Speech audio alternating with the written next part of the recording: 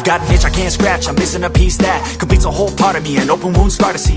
Everybody come here, gather round. Welcome to the freak show, the best in town. What the hell's wrong with me? I don't get along with anybody, honestly.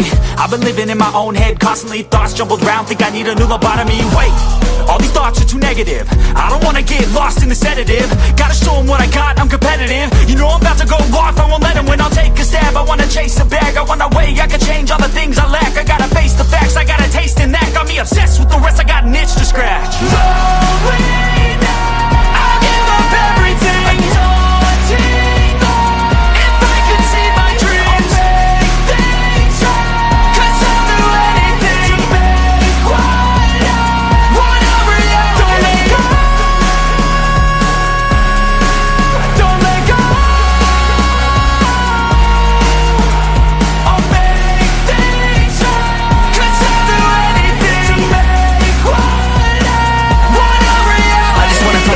Sick of the venom in my brain, running from the past, wanna escape my pain. I just wanna be a better person, I deserve this, I just wanna break these chains. Always asking for greatness, true to myself, I never fake it. Seen too many once that I so they get famous. And when I say the truth, most really can't take it. In spite of everything I've been through, I'ma make it. Fake friends, but on my downfall is toxic. Day one, started to outlaws for profit. Now all I do is write verses, no talking. All I do is put the work in, no option. This was everything I ever wanted, created a legacy off of me just being honest. And the fake ones hate, but it's all to no avail. They wanna see me lose, but you know I never fail. I'll give up everything, daunting if I can see my dream. Cause I'll do anything. Want a reality.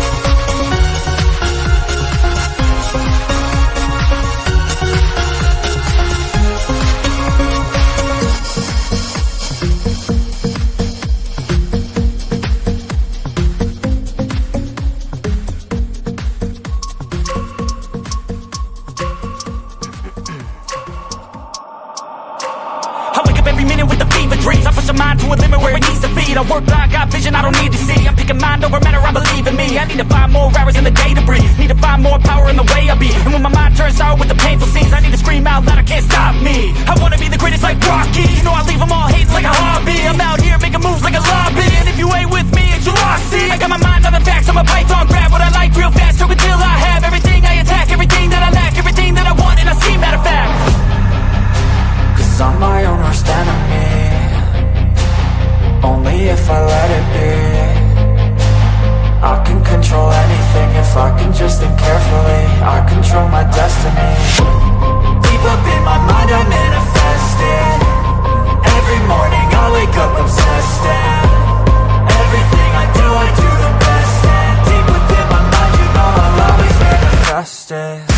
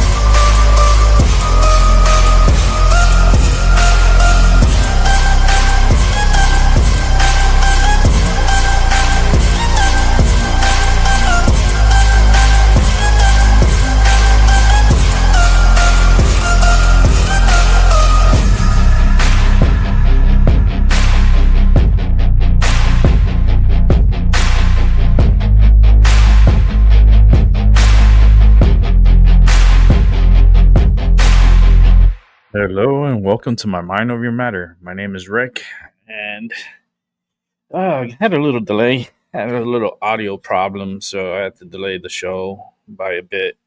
But hopefully everything's okay now. Hopefully you can hear me fine, which I believe you can. Got a lot of news going on. I got a whole lineup of news to review.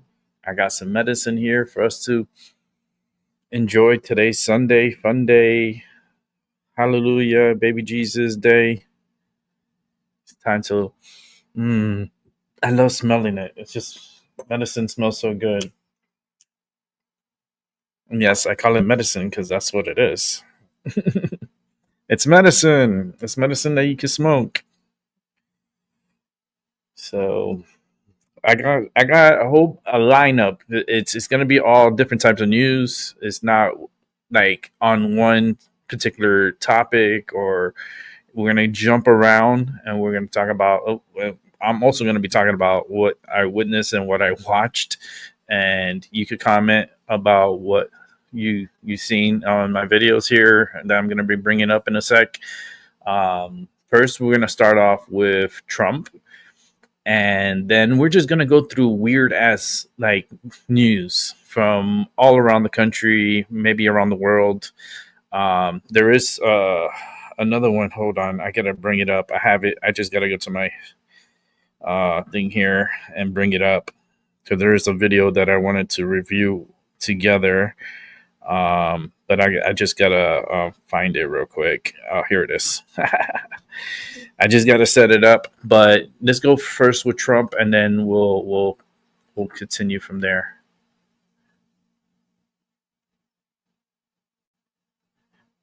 and of course the audio.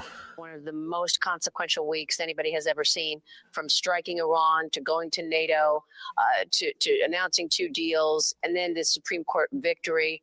Have you been able to digest what has occurred in the last 7 days? Not really. It was pretty wild period of time, and I really think in 6 months we've taken the country and turned it around. I was told by the King of Saudi Arabia, by the leader of Qatar, and the leader of UAE when we went over there. We brought back $5.1 trillion investment into the United States. They said, you're presiding now over the hottest country in the world, and a year ago we thought your country was dead. It could never come back. It was so incompetently run by a very bad president. And I said, you're right, this country is hot. And that was a couple of months ago. Now we're talking about what we've done recently. So the country is really going. The numbers are great. I watch you in the mornings and you're giving those numbers, and they're really good. No inflation. We have a bad Fed chairman, but other than that, we have, great. It doesn't even matter. The numbers are so good. It doesn't matter that he keeps the rates artificially high. But it's been an amazing period of time. When you went to the Middle East and you strengthened those relationships with all of those countries you just mentioned, did you have an idea that you would have to do something with regard to Iran? Because you teased it a little. You said, look, they've got to come to the table and talk. Something's going to happen. Well, it was getting a little bit hot, and we knew they had a lot of sites, probably 3 plus the 1. But they had 3 main sites, and we knew they're going to have to either give them up. And I thought we could do it during negotiation, and we just about had it done. And then they said, we want enrichment. Enrichment doesn't mean like air conditioning, and it doesn't mean to jack up your car. Enrichment is a bad word. And they said, you got so much oil, what do you need that for? And they said, well, we need it. And I wouldn't let that happen. I think people wouldn't have understood it if I allowed that to happen. So we had a 60-day talk, and that delayed them a lot. And then we said, let's go at it. And it just worked out. And we wanted to work out also for Iran. They were beaten up, and so was Israel. In all fairness, they were both very tight. We call it the 12-day war. That was an intensive war. But the thing that I wanted to do, and I've said it on your show, if you look back 30 years ago or 25 years, we've been doing your show a long time, and nobody like you. But you look back at the early interviews, I would say Iran cannot have a nuclear weapon. They've wanted this for years, and they were weeks away from getting it. And those pilots went in there with those beautiful planes and the most sophisticated bombs anywhere in the world. Think of it, they can go 30 stories deep into granite. Who would think that's even possible? And they did obliterate it, it turned out. Then we had to suffer the fake news, where the fake news in CNN and the New York Times was saying, well, maybe it wasn't as good as Trump said. Maybe it wasn't totally obliterated, but it was destroyed, but not just horrible. And I could see it happening. And they tried to build that into a story. And then it turned out, no, it was obliterated like nobody's ever seen before. Yeah, because he saw it live. And that meant the end to their nuclear ambitions, at least for a period of time. And, a lot of people have said, well, do you think they're going to start again? I said, the last thing they want to do right now is think about nuclear. They have to put themselves back into condition and shape. You tweeted. Yeah, because he'll attack them again. Leaked intelligence. They should be prosecuted. Who specifically? Do we know who did it? Will you be able to find out? They can find out. If they wanted, they could find out easily. You go up and tell the reporter, national security, who gave it. You have to do that. And I suspect we'll be doing things like that. Well, those pilots were so courageous, and, you want to honor them. Are you going to do something for them? Yes, they're going to come to the White House. But what you said is right. These people flew 36 hours in a small space, a big plane, but a small space that was mostly occupied by bombs. And they flew so brilliantly. And they hit a target the size of this circle. A little target, they say, half the size of a refrigerator door, from 50,000 feet up in the air, going at a rapid speed, because they're going very fast when they're over a pretty rough territory. And they hit it every single time. And then they knocked out 2 other sites aside from that. Do you think that the Iran regime hid some of the enriched uranium before the strikes? No, you mean, did they take it out of Yeah. the deep one? No. Because you were pretty clear you can't have a weapon. You're going to have to come to the talk. Something's going to happen. I don't think they did. No, I think, first of all, it's very hard to do. It's very dangerous to do. It's very heavy, very, very heavy. It's a very hard thing to do. Plus, we didn't give them much notice because they didn't know we were coming until just, then. And nobody thought we'd go after that site because everybody said that site is impenetrable. You can't, you're not going to be able. This way they did. It's at the bottom of a mountain. And it's granite. Granite's the hardest stone, and it's granite. So, no, they didn't. But I do believe they had people there because you had cars. They were saying cars. And those were masons. Those were people working with concrete. They were trying to seal up the entrance to where the bomb would most likely go in. And they did that. They were working on that. And the bomb went through it like it was all butter. those trucks are there. Like it was absolute butter. Because I makes saw sense. reports that there were 400 kilograms, 800 pounds that they moved. But I wonder if it's traceable. I mean, if they were to have moved, They didn't move anything. they didn't move anything. You know what? They moved themselves. They were all trying to live. They didn't move anything. They didn't think it was going to be actually doable, what we did.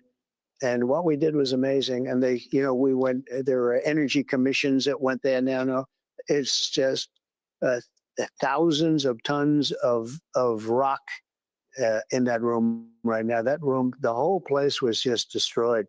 And the other 2 also. Now, Israel was able to do damage, but we did the final damage. And we have the greatest submarines in the world. We launched 30 rockets from submarines. Every single one of them hit their target. 30 Tomahawks. How will you know if he tries to start things up again? Because Iran just said that they are halting by satellite. cooperation By with the UN satellite. nuclear watchdog. The last thing they're going to be doing right now, for a period of time at least, is nuclear. They've had it. They've been trying it for 25 years. The last thing they're going to do is nuclear. We had to hit them, though. They were close to getting a nuclear bomb, absolutely. Yeah. I mean, and look, I've heard from people inside Iran that the regime in Iran has executed more Iranian civilians in the past 48 hours than the number of Iranians who died in the 12-day war. So, I mean, Wow. you've got a regime that's been building You're ballistic killing so missiles, many Iranians. building or trying to build a nuclear weapon. Why should we think that they're actually going to give up on this? Well, they might not give up, but they're going to give up on it while they're exhausted. They are exhausted. They took hits like nobody's ever taken. And frankly, Israel is tied. They wanted to, it was the perfect time. We went in, we destroyed their nuclear capability, and we stopped. It was a beautiful thing. And they couldn't have gone on much further. And Israel was that was a very intense 12 days, very, very intense. Has any other country suggested to you recently, as a result of this, that they want to join the Abraham Accords? Yes. So we have some really great countries in there right now. And I think we're going to start loading them up because Iran was the primary problem. I actually thought Iran would. I actually thought we had a period of time where I thought Iran would join the Abraham Accords along with everybody else. And frankly, they would have been better off than where they are right now. And what about the Wow. Abraham Accords? Would Syria enter? Well, I don't know, but I did take off the sanctions. Probably at the Syria request might of enter some of the other Abraham countries Accords. in the area that are friends of ours. I took off the sanctions on Syria to give them a chance. At, Yeah, I the think they're going to sanctions are be a biting. part of They're the very Abraham strong. Accords And we have sanctions. because they on took off the Iran, too. sanctions. And you That's a take big them deal. off when I sort of gave the expression today, you get more sometimes with honey than you do with vinegar. But you waived the sanctions on the oil with regard to China. So you're allowing China to still buy the oil from Iran. No, I didn't say that. We have the sanctions on. And if they do a job and if they can be peaceful and if they can show us they're not going to do any more harm, I would take the sanctions off, and the sanctions would make a big difference, as you know. When I was, we had a great success in the first term. We had the greatest economy in the history of our country. By the way, it's going to be absolutely, this is better. This is going to be, I think, even much better. But we had the greatest economy in history. And we use sanctions. You use them very carefully. Sanctions cost us a lot of money. It's not just, gee, we're going to put sanctions on. When you do sanctions, it costs a lot of money. But I would, one of the things I was thinking about doing, you start waiving them for countries like if they behave themselves like Iran, where they can sell oil and they can do the things that you want to be able to do. The sanctions are very powerful, and it makes it difficult. I'm not looking to make it difficult. I want them to have a good life, but they were trying to develop a bomb. And the reason you try and develop a bomb like that is to use it. But I want to get your take on China, really, because you've announced an agreement with the Chinese Communist Party, where China will export the rare earth minerals. Yeah. What does that mean in terms of this upcoming tariff structure? You've got a pause in terms of the more steep tariffs that ends August 12th. Are you going to extend that? Are you going to keep that in place or go back to a higher tariff on China? China's going to be paying a lot of tariffs, but we have a big deficit. They understand that. I have a great relationship with President Xi. We have to do something about the deficit because we have a big trade deficit with China. Biden let it get up to $1 trillion. Think of it, $1 trillion deficit with one country. He let them just take them over the coals. We're not going to do that. But we're doing a rare earth deal, but we're also doing, remember, we have all of the airplane parts. They can't fly their airplanes without us. So we had, some guards also. But it should have never gotten that way because we should have been doing they call it magnets. It's a rare earth. But you don't they want to call put it people's magnets, safety a at risk specific type. either. And So they're making those magnets for us right now, and things are well. And we have a deal with China. It's a good deal, I think, hopefully for everybody. I mean, the We media, I had a think, just deal with plays it out China of where it was proportion. 145% tariffs. And I will tell you, everything stopped in China. I saw that. Everything stopped. And we did China a favor, but we're getting along well with China. I think getting along well with China is a very good thing. But they are Yeah, paying it is a substantial good thing. tariffs. Well, I noticed that Not a because it bad seems thing like for you go China, so but far it's with just, China, but you don't sort of use the leverage that you who wants can to be the use. I top mean, dog? Who is If the I ever top had to dog? And use right it, I'd now, the use it. top But dog is Trump. when there's no reason to use it, that's good too. well, we did just arrest 3 or 4 Chinese nationals who tried to bring a pathogen into the country that gets people sick and destroys food supply. We've got hacking. You don't know where that came from, though. I mean, did that come from the country, or is that 3 wackos that happened to carry something? You just don't. Well, there was one that he signed that he would be, one of them signed a paper saying that he would value Mao Zedong's value system. So there was that. And then they hack into our telecom system. They've been stealing intellectual property. They fentanyl, COVID. I mean, all of this stuff. So how do you negotiate with obviously a bad actor You and don't think trust we do them that on to them? economics? You don't think we do that to them? We do. So We do a lot of that's things. the way the world works. It's the way the world works. It's a nasty world. And then you just do a trade deal. We do. Well, we made a lot of money with this trade deal. I do a trade deal if it works. We made a lot of money with the trade deal. Yeah, you see, Trump is You not think holding that China's gonna vendetta. stop bullying That companies is, to give them information she's in surprised terms right of here. in exchange for getting those rare earth But minerals now? What Well, is the this companies, hold on, let me scam? pause this for a shouldn't second put themselves and in let me that speak. position. I'm They- sorry, Trump. I'm sorry, Trump, because that was a pretty intense exchange. I felt the energy. I don't know if you see when I see things like this. This is what I do. I feel the energy. I feel how they're talking and how who's speaking, how they're speaking. Like when she was speaking and she was saying all those things about China, he cut her off and started talking before she finished her sentence or finished her statement.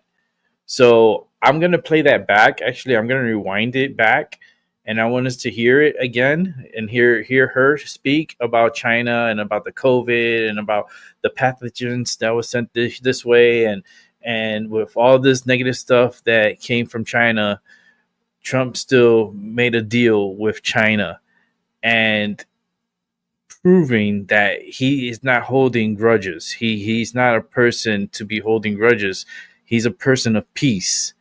He doesn't want people to be harmed or hurt in any way, financially or like food wise either. Because China depends a lot on our soybeans, and they buy a lot of grains from the U.S. They export a lot of from the United States to China food wise. And China also in return, they send goods and stuff this way. It's a trade, but it got to a point where China was taking too much advantage of the United States. And China was just like, all right, we're gonna just raise up the prices, and yeah, you're gonna end up having to pay $1,300 for a fucking iPhone. Ridiculous price for a phone like this, which is a smartphone. This is the S23. It's only 2 years old. Right now they're at S25. Of course, every year is a phone, which is ridiculously stupid. I think a phone should come out every, at least minimum, every 3 to 5 years. A new phone should come out, and that way you build up the energy of people wanting a new device instead of every fucking year a new phone, and then it just like it keeps you trapped, you know. But these devices right here, this is a minimum of 13, no, actually like $1,400 with tax and everything. You know, you're looking, you know, at a good amount. I'm almost done paying this one. I put this one in payments. I got 2 payments left, and I'm happy. I got 2 months left to pay for it, which is $100, which is I'm excited. I'm excited. I am. They want me to get into a new phone. They've been sending me emails and messages to get the i25, the i25, the S25, and I was like, there's always something. They always want you like they feed off the crave. Okay, if they don't crave it, they're not gonna buy it, right? So it has to be a hot item, a hot ticket item, something like, holy shit, I gotta have it. Like I remember the craze for Tukumi Omo. Remember Tukumi Omo? That little fucker? That little fucker, when he came out, it was the worst thing to happen to society. They went crazy for this little doll, a Sesame Street doll. Like, are you kidding me? And I remember when the craze, because I could go back into the 80s, because I remember the craze in the 80s was for I remember when it was Cabbage Patch Kids was a big craze for that. Um the Teddy Ruxpin. Oh my god, there was a craze for Teddy Ruxpin and all his friends too. I think he had like a few of them. But Teddy Ruxpin was the little bear with a cassette tape in the back, and you put it in, and he talks, and it tells you like a story or whatever. He's like talking, creepy motherfucker. I don't trust them. I don't trust those devices because we had one. We had a was it My Buddy? It was one of them. Yeah, which one was it? The one that I threw that shit out. Um, was it My Buddy? It looked kind of like fucking Chucky, okay? And it was just a weird shit. And I got the doll and I threw that shit out. She was looking for that doll. She's like, "How did it? Where did it go? What happened? What happened to my doll?" I just went outside. I didn't even mention shit. Uh, I threw that shit out, man. I threw it out. It was creepy. It would make noises at night. Like it would talk at night, and like I didn't fucking trust that fucking doll. I didn't like it. But let's go ahead and go. Hey, sorry, I didn't see the chat. Hey, Albie. Hey, Chloe. I wasn't ignoring none of y'all. I didn't have it open at because when I'm producing on StreamYard, right? I have the chat on this side. I have my scenes on there, and then I have options on the bottom. But when I go to like YouTube to see the video, I can't see nothing on StreamYard unless I'm on the StreamYard link. So I tend to go back and forth. But this is like doing. I'm telling you behind the scenes of a live show and how I do it. Because I have the StreamYard link where I can see the chat, and I'm okay with the chat. Um, but when I'm watching, like, let's say Trump talking and so forth, I'm on the link on that website, and it's the whole picture, so I don't have no chat. I need to figure out if I could detach the chat and if I could keep it on other, maybe something in the future that StreamYard could do. I could give them an idea where for creators, if we're showing shows like this, and then we could like have the chat within that link, and I could watch and then also look at the chat, but I don't have to be on the StreamYard link.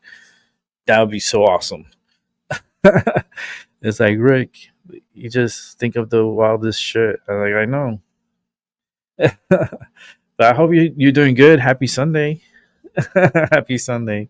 The most ever paid for a phone is $65. You see, that's yo, this phone right here. This like when it came out, this was like 1,300. Yeah, they say, oh yeah, get it free and whatever. No, it's not even free. You put it in installments. You put a 2-year installments on it, and that's why I'm almost done with my installments, because it's already the S25 and this is S23, and I only got 2 payments left. So I committed and I paid for my full 2 years. Yay! That's commitment, and also paying back. You know, if you borrow, if you pay for, like, if you pay with credit card, just make sure you pay that money back. Don't get behind. Just pay it back. And if you do get behind, just still pay what you can, but pay, because you don't want to fuck up your credit, because your credit is very important. And a lot of people don't really pay attention to their credit. Like, I would say a lot of people don't pay attention. A lot. And it's little things like that, just be attentive, could save you a lot of money on the long run. So yeah, let's go back to Trump, but I want to rewind it a little bit. Let me see. Little Cabbage Patch Kids in the creek. Those little dolls are crazy, man. The Cabbage Patch Kids. Oh my god. My sister had a few of them. I was like, she had the boy, she had the girl, she had like all like these little Cabbage Patch Kids. It was crazy.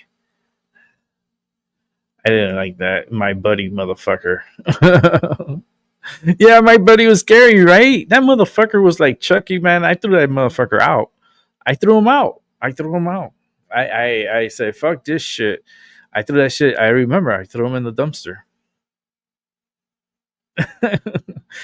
All right, I'm gonna go back to Trump. Let me just come back over here and let Trump finish off. We got another 3 minutes of Trump here talking, and then I got a lot of videos for us to watch, and crazy ass videos for us to watch. So it's gonna be a long show today, maybe a 3-hour show. So just bear with me and let's enjoy, each other's company for the next few hours.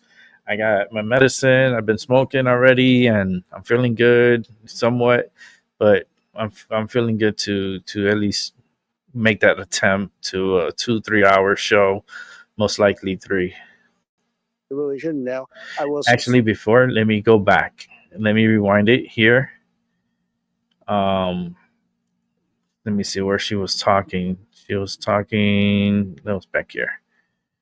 Let's just go back a little bit here. So, I think let's go to right here. Okay, when that exchange happens, okay, feel the energy. I'm teaching you this now. This is lesson. Hold on, let me come back to me. Time to teach. Okay, feel the energy of them speaking. Hear the exchange, the flow of the conversation, and how they're speaking and how she's speaking, and focus on the tone. Also, you can feel the tension when she started talking about like the negative stuff from China, and like, you're still making a deal with China, even though they did all this stuff to us. And the way he answers in return, it's like it's a fucked up world, pretty much. You guys still got to make deals. You got to live here. Yeah, things happen, but it's already done. I'm not gonna dwell on it, and then everyone suffer because of, like, they want to fuck up the world, but the world got to keep moving forward. We got to keep moving forward. So listen to the exchange. Listen to when she starts talking negative about China, and then he comes and doesn't even let her finish speaking, and pretty much cuts her off. Like he cut her off, and then he started like talking. Very heated exchange. People don't. You see, that's why people need to pay attention to what's going on, especially in Washington, especially the president of the United States, because it's weird. I feel like something bad's gonna happen to Trump. I'll just tell you right now. I feel like something bad might happen to him, and he might end up dying from it, and the world is gonna mourn him. Like the world will go into mourning. The whole world will be silent. The whole world. Think about this. The whole world for that day will bend to Trump. It gives me goosebumps because I don't want it to happen, but JD Vance he's a good vice president. He is a very good vice president. I think he will hold Trump's legacy, and also Mount Rushmore will have Trump's face on it, guaranteed. I people in the future, if you are watching this, um, it's gonna happen, and it happens. And you can always come back and watch all my shows. Please, I need more people to watch and subscribe and like. I don't like doing that stuff because it's like you're selling yourself. I'm like, I need to sell myself. If they like, they like. If they don't, they won't be here. They just go off. But it's just going way too good, and there's a lot of jealousy. This really bad. Like I could feel the energy, really bad, and nah, I wouldn't want that. I would that would. Whew. Okay, let's go back to Trump with this exchange, and then feel the energy, feel the conversation. Look at how they're sitting. Look how they're looking at each other. Look how Trump is like forward, but he's protecting himself. He has his hands between his legs, and he has his hands like he has it like this between his legs, and that's a sign of like he's protecting himself. He's guarding, but he's alert and he's attentive. He's very like focused as she's speaking. He's like absorbing, and it is absorbing everything that she's saying. And then he that moment he just like a cobra snake, like that fast of attack. He doesn't even let her finish like her conversation, and he goes. That's a sign of a very strong energy, leadership energy. This guy is very special.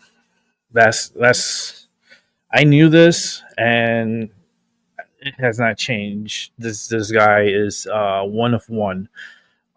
There will never be anyone like Trump ever.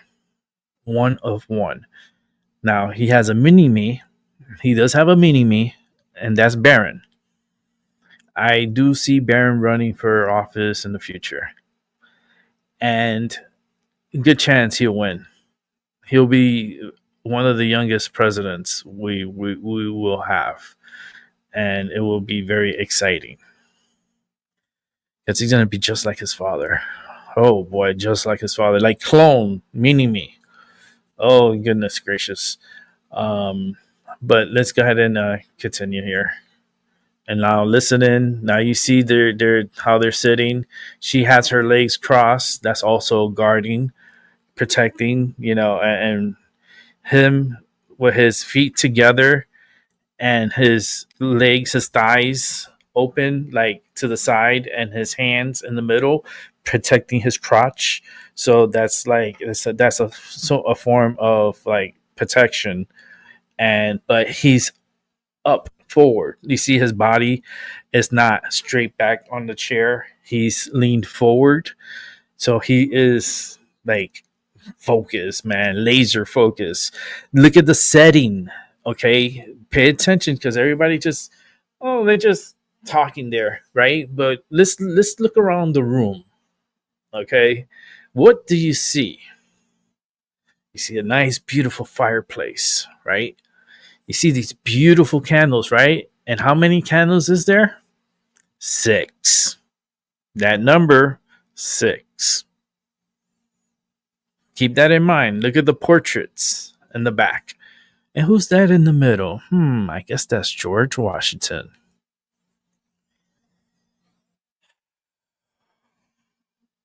Even the floor. Like, pay attention to details. Everything is a clue. Everything has meaning. And this is intense. Let's continue. I like to talk about it, but if you guys just don't like it, just let me know. Looking to make it difficult. They want them to have a good life, but they were trying to develop a bomb. And the reason you try and develop a bomb like that is to use it. But I want to get your take on Drink China, water. really, because you've announced an agreement with Here the we go. Chinese Communist Party, where China will export the rare earth minerals. Yeah. What does that mean in terms of this upcoming tariff structure? You've got a pause in terms of the more steep tariffs that ends August 12th. Are you going to extend that? Are you going to keep that in place or go back to a higher tariff on China? China's going to be paying a lot of tariffs, but we have a big deficit. They understand that. I have a great relationship with President Xi. We have to do something about the deficit because we have a big trade deficit with China. Biden let it get up to $1 trillion. Think of it, $1 trillion deficit with one country. He let them just take them over the coals. We're not going to do that. But we're doing a rare earth deal, but we're also doing, remember, we have all of the airplane parts. They can't fly their airplanes without us. So we had, some guards also. But it should have never gotten that way because we should have been doing they call it magnets. It's a rare earth, but they call it magnets, a specific type. And they're making those magnets for us right now, and things are well. And we have a deal with China. It's a good deal, I think, hopefully for everybody. We had a deal with China where it was 145% tariffs, and I will tell you, everything stopped in China. I saw that everything stopped, and we did China a favor. But we're getting along well with China. I think getting along well with China is a very good thing. But they are paying substantial tariffs. Well, I noticed Okay, that. right here, I'm going to pause it. Now, because I'm breaking down the video. So this one, that's why it's going to take longer to show. Okay. Rare earth material. Okay. When he says magnets, you're like, why the fuck would he want magnets? What? Why? When you have, when you go to the hospital, right? And you have these MRI machines, these CT machines. They take rare earth to make these machines. Now, what you're going to try to do is improve these machines and change them out to a better form. And the only way you could do this is with certain rare earths that is going to help humanity. And in exchange, that we're going to be able to sell these machines to China. So the deal is we're getting the rare earths, but they're going to also be getting the products like the machines that is going to be high tech, that's going to scan the bodies a lot better than what we have today.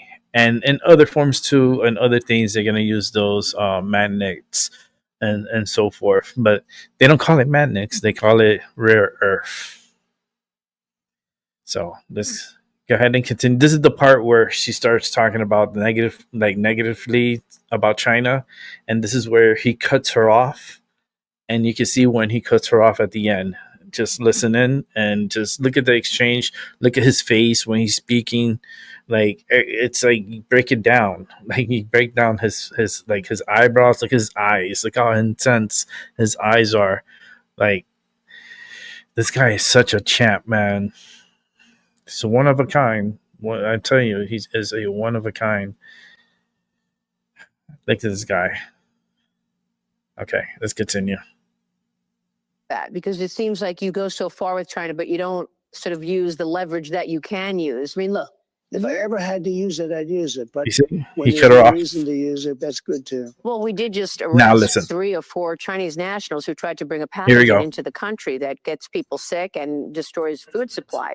We've got hacking. You don't know where that came from, though. I mean, did that come from the country? And or is another it 3 interruption. wackos that happened to carry something? You know, you just don't. Well, there was one that he signed that he would be, one of them signed a paper saying that he would value Mao Zedong's value system.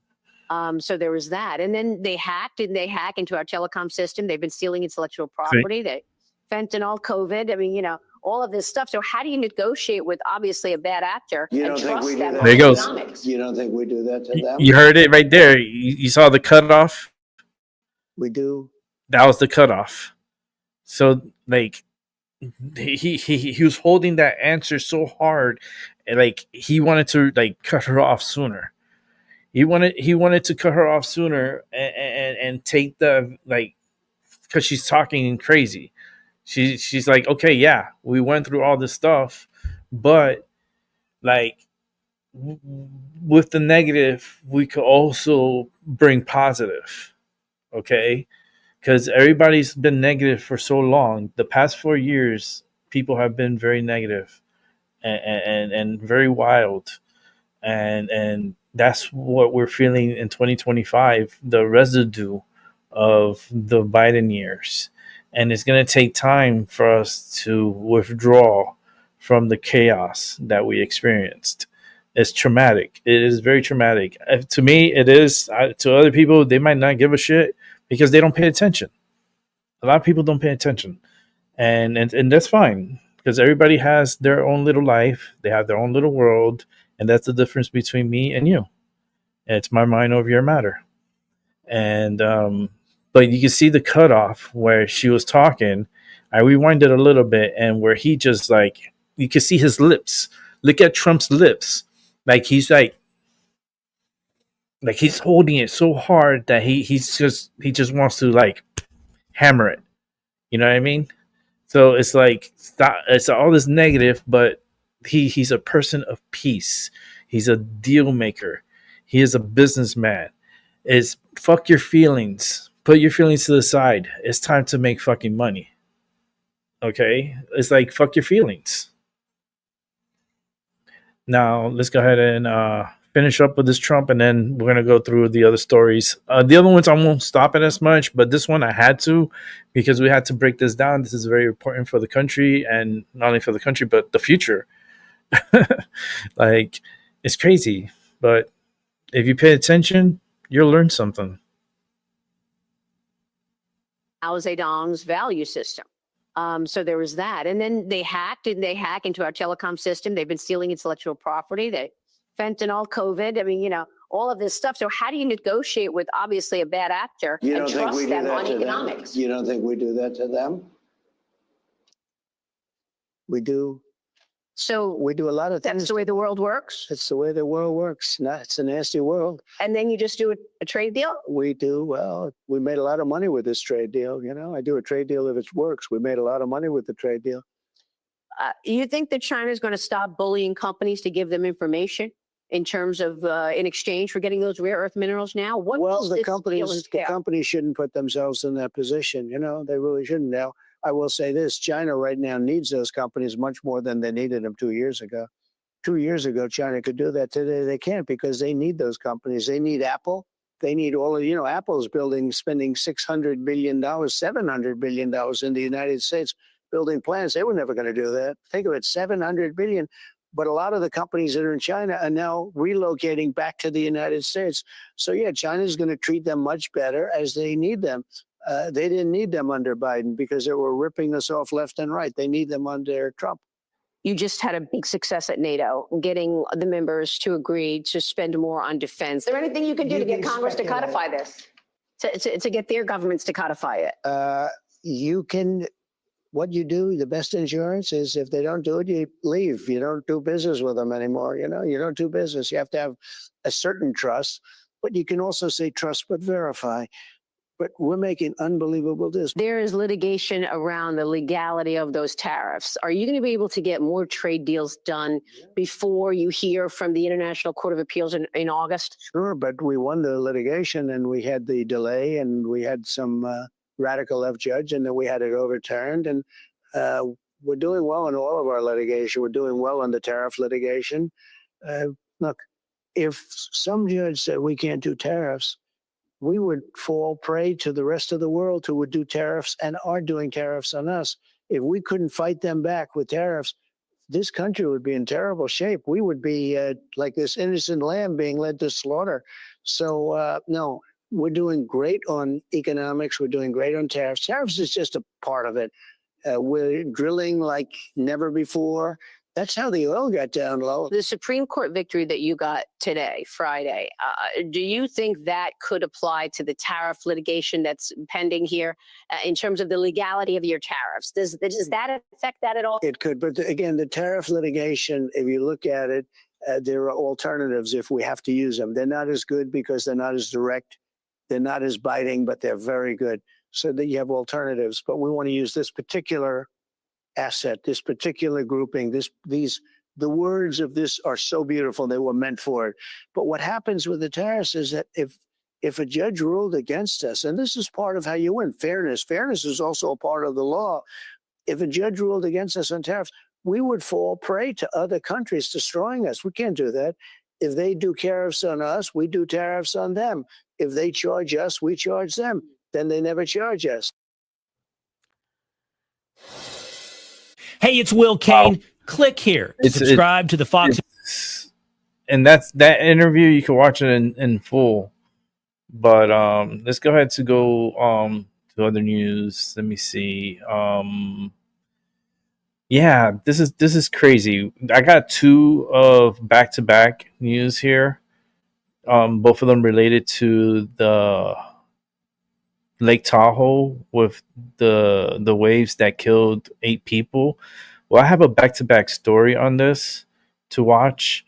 So let's watch together and then we'll talk about it. It's just very weird because the executive, I believe it's if he's like the CEO, I'm not sure, of DoorDash, but he was an executive of DoorDash that passed away during this accident in Lake Tahoe with his parents. His family also passed away.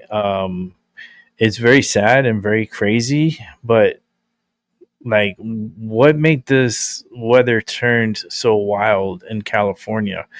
It's very baffling, but let's check it out together.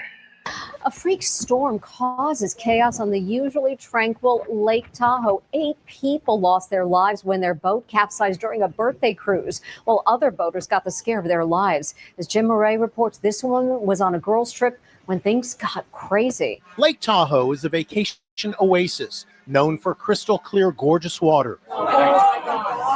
But today we're seeing frightening images of big choppy waves that came out of nowhere, tossing boats around and leaving a path of destruction and death.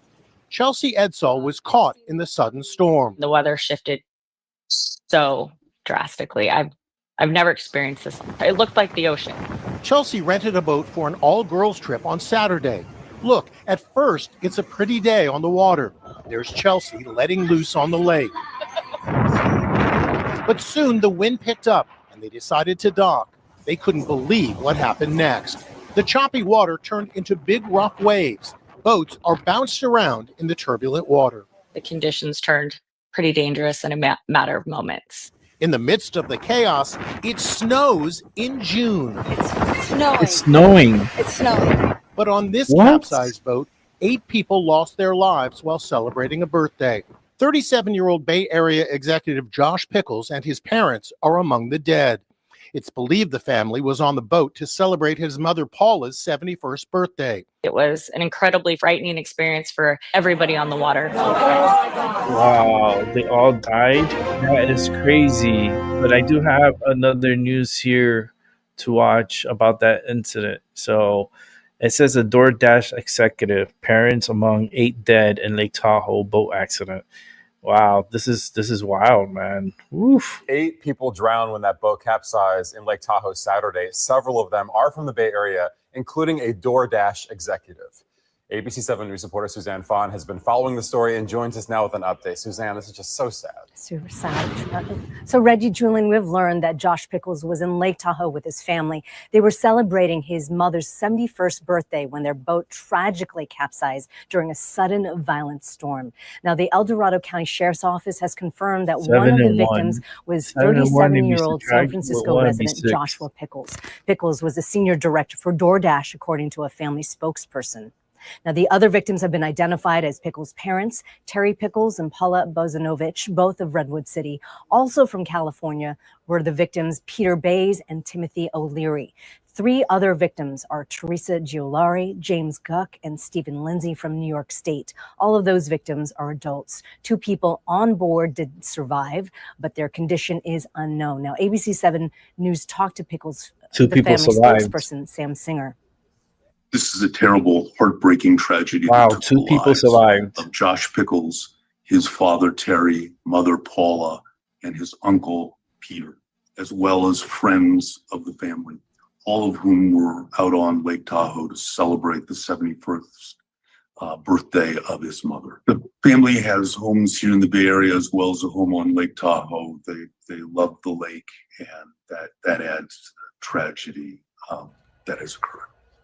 A group of 10 people were on board that 27-foot Chris Craft luxury powerboat like this one. Singer says the boat belonged to Pickles and his wife. Authorities got a 911 call around 5 p.m. Saturday that the boat had capsized amid a large storm. Now, Josh Pickles' wife and 7-month-old child skipped the boat outings, instead staying on shore, according to Singer. We had a statement the wife and the child was supposed to be on the boat. Quote, "We're devastated by this tragedy. Oh, no my words God. can express the pain and anguish we feel, knowing their lives were lost during what was meant to The be wife a joyful time and the child lake. stayed Our hearts behind. go out to those who tragically lost their lives and the 2 survivors of this unexpected and deadly storm on Lake Tahoe. Wow. This is the deadliest boating incident in California since 2019. Wow. Live in the newsroom, Suzanne Fawn, ABC 7 News. Suzanne, thank you. And we just Wow, hold on. got a statement from DoorDash's chief financial officer on the loss of their senior director, Josh Pickles. He's the It says, chief quote, financial "Josh loved his officer. team and was an inspiration to everyone who had the privilege of Oh, knowing this him. is, He brought a Trump, contagious spirit that lifted those around him." That was a colleague of his. Wow. I want to see one more video on this because, man, 2 people. I would love to know her story. Like, what made her stay behind? Because she wasn't feeling right. Something was holding her back, and she didn't go.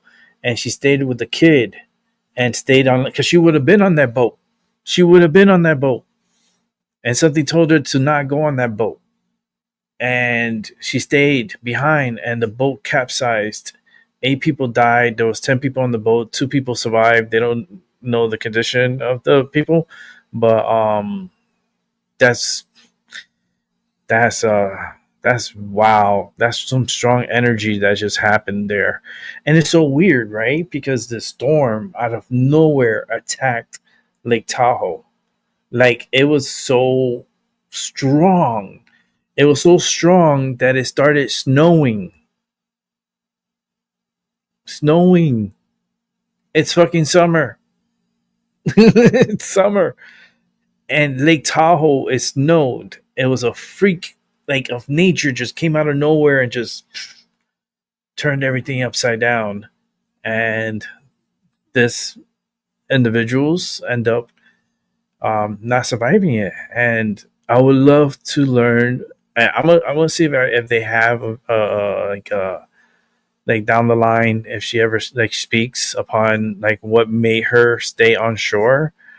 I'm sure something told her to stay on shore. Like, she wasn't feeling it, and she stayed behind and stayed with the kid. I guarantee you, she would have been on that fucking boat. I know she's gonna say it too. She was gonna be on that boat, but she wasn't feeling good, and she didn't want, because it was it's a boat. When you're on a boat, it's different. Your orientation and that rocking back and forth could get you sick. It's called seasickness, and you get like you start feeling weird and you want to throw up and you start throwing up. And I've had it before.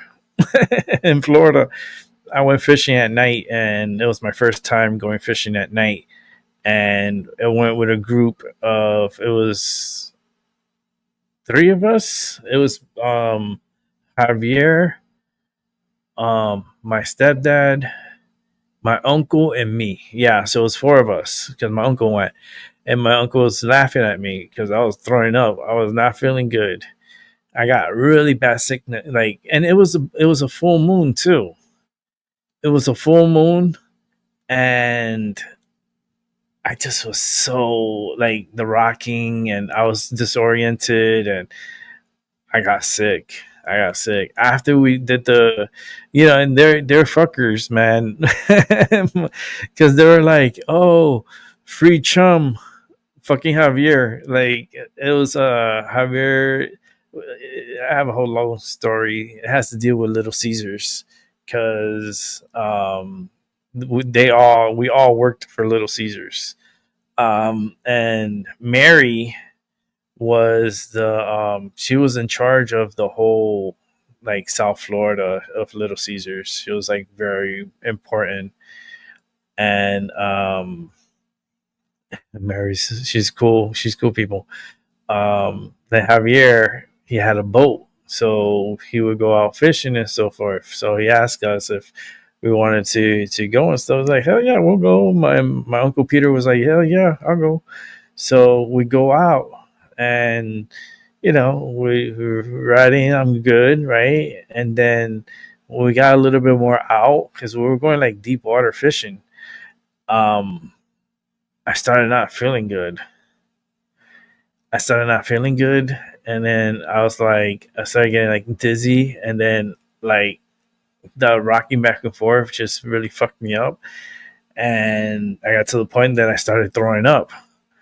So I just went over the boat railing and just started throwing up in the water. So as I'm throwing up in the water, I'm just barfing my guts out, everything just coming back out. And that's when Javier was like, yeah, free chum. Motherfucker. And then it got funny, right? But then my stepdad got sick. He got sick. After a while, he started not feeling good. And then Peter started not feeling good. And then they were throwing up in the water. And then I was fuck, I was so fucked up, man. And then when we got closer to land, it's I was getting a little bit better. And then once I got on ground, I got a lot better.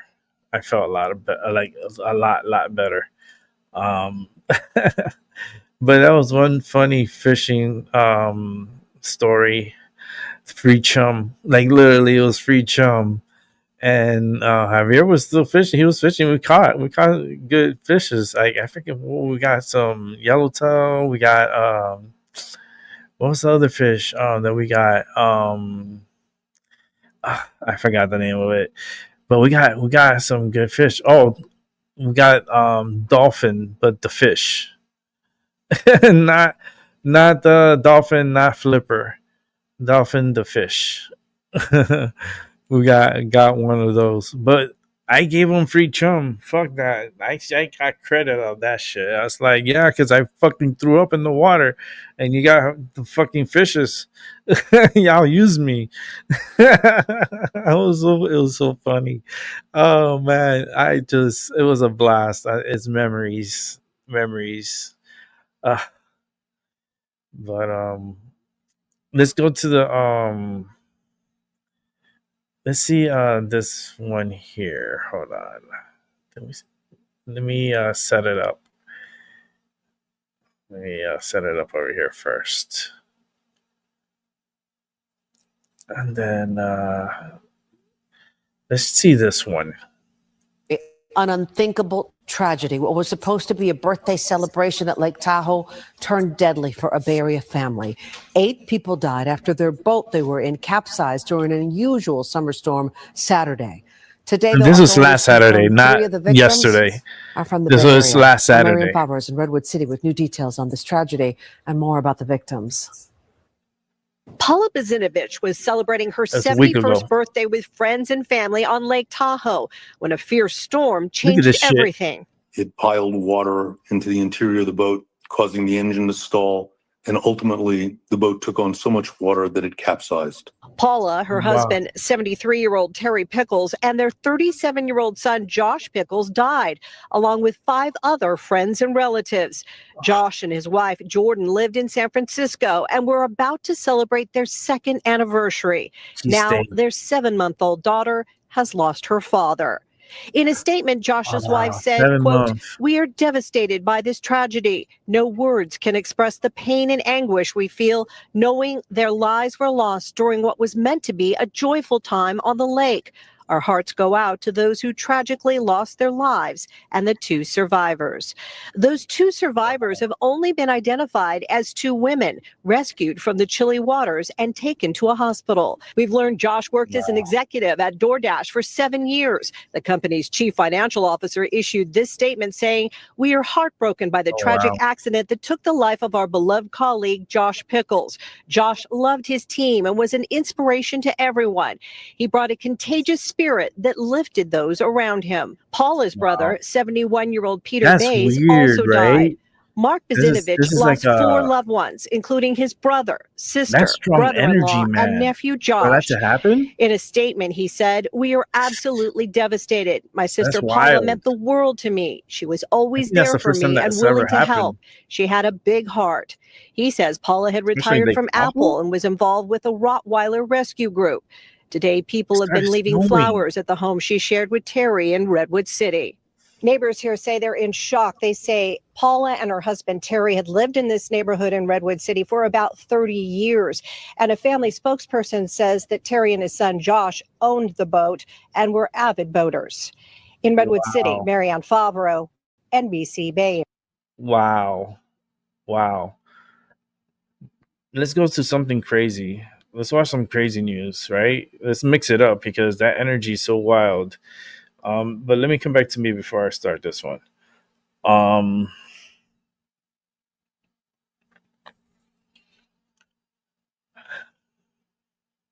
That's a lot of energy for that to happen. Like that just doesn't happen like that, especially Lake Tahoe. And then for it to start snowing, you know, for it to start snowing, it makes you think it's like was it a weapon, like something like an energy weapon that caused like this to amplify in high amplification on Lake Tahoe, and because that's just really like very odd. And then the fact that the wife stayed behind with their 7-month-year-old, you know, numbers 7, lucky number, good as a nice number, very lucky. Mom stayed behind, and I, you know, she has all the reasons too because she has a 7-month-year-old baby. It's not smart to take the baby on a boat ride like that young, you know.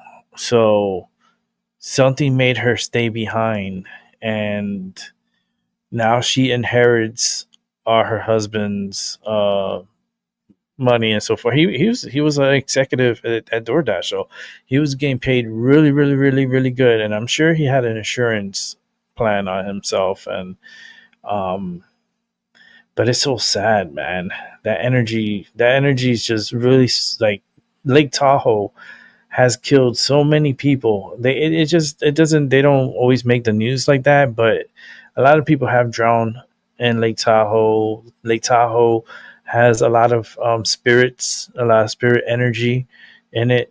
A lot of natives, like Native Americans and Mexicans used to go and be at Lake Tahoe, and that was a water source for many people, and not only people but like wildlife too. Um, and wow, that's so wild, wild energy.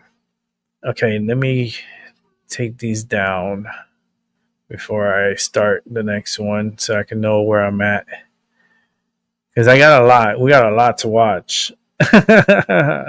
Well, it's getting smaller. Okay. Let me see this. 3, 4. Yeah, we got a lot to watch.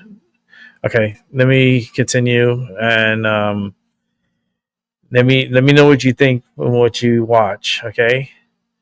Now feel the energy of this one. Okay. Okay. Now I want you to focus and then give me the first thing that comes to your mind.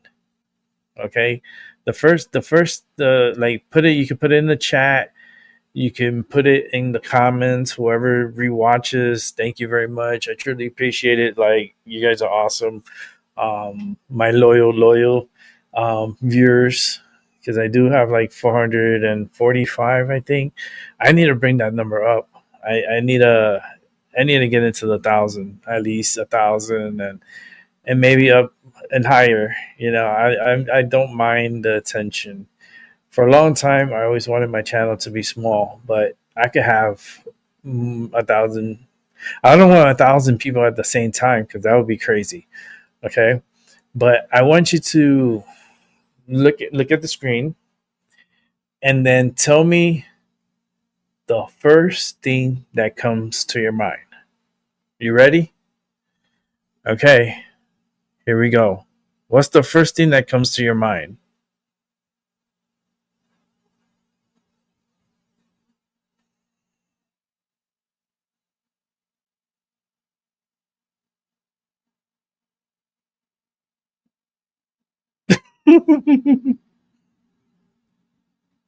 Tell me, what's the first thing that comes to your mind? What the fuck? Maybe what the fuck? This is an ambulance. This is an ambulance, and someone's attacking the ambulance. He's kicking in the windshield. I would have hit reverse. He would have fell off. If you hit reverse right now and you gas it, he'll fall on his back. Look, he's still attacking the ambulance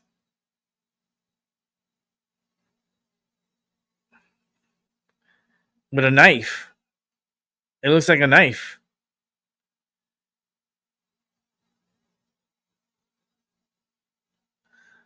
Look at this. Like what the fuck, right? I think they need to get reinforcement glass, because you don't want shit like this happening. See, if you would have hit reverse, he would have fell. But then the thing is, like, oh, they could sue you, right? But after so many attacks like this, and then when it comes to your life on the line, and what's more important, right here, I would have hit reverse. Right when he did that little move right there, I would have hit reverse, and he would have fell on his back, either on his back or on his head. Like, let gravity decide what the outcome is of that. But yeah, he's stabbing the ambulance with a knife or a shank, whatever it's that. But that's from the New York Post, and that was a little creepy. It was a little wild. So let's go to another news here, and let's check this out. And let me put the sound, because of course. An unusual and scary situation, a rare and deadly alligator attack. Sabrina Peckham was killed last September, but it wasn't until months later that investigators determined she died of an animal attack, not foul play. News Channel 8's Georgia MacArthur joins us now live in the Tampa News Center with the details from this new report. Georgia. Jen and Keith, the report details the circumstances surrounding this rare but deadly encounter, shedding light on the risks posed by Florida's native wildlife. Hey, watch them, watch them. That one and did it for sure. Body camera video shows the moment Florida Fish and Wildlife Commission shot an alligator that attacked and killed Sabrina Peckham last September. Now that's bigger than 10 feet, buddy. But let's start from the beginning. Investigators went looking for the gator in the brush on McKay Street where Peckham, who was homeless, was living. Game wardens, we're just here about the alligator. Investigators are not exactly sure where or when Peckham was attacked. There's the camp where her ID was found. Doesn't appear to be any signs of an alligator having come up in here. But FWC investigator Rich Stefano says one thing they do know, it did not happen at Peckham's campsite. This is going to be in reference to the alligator incident on the 22nd. Maybe she walked over to this side. The road up there is Omerton. On the other side is Ridgecrest Park. To get water, maybe, and she fell in, and the gator got her. This map from FWC shows the canal that connects two lakes to McKay Creek. So now it actually makes sense that there was a big gator where she was, because there's big gators in between. And this canal is actually a lot bigger than I thought it was.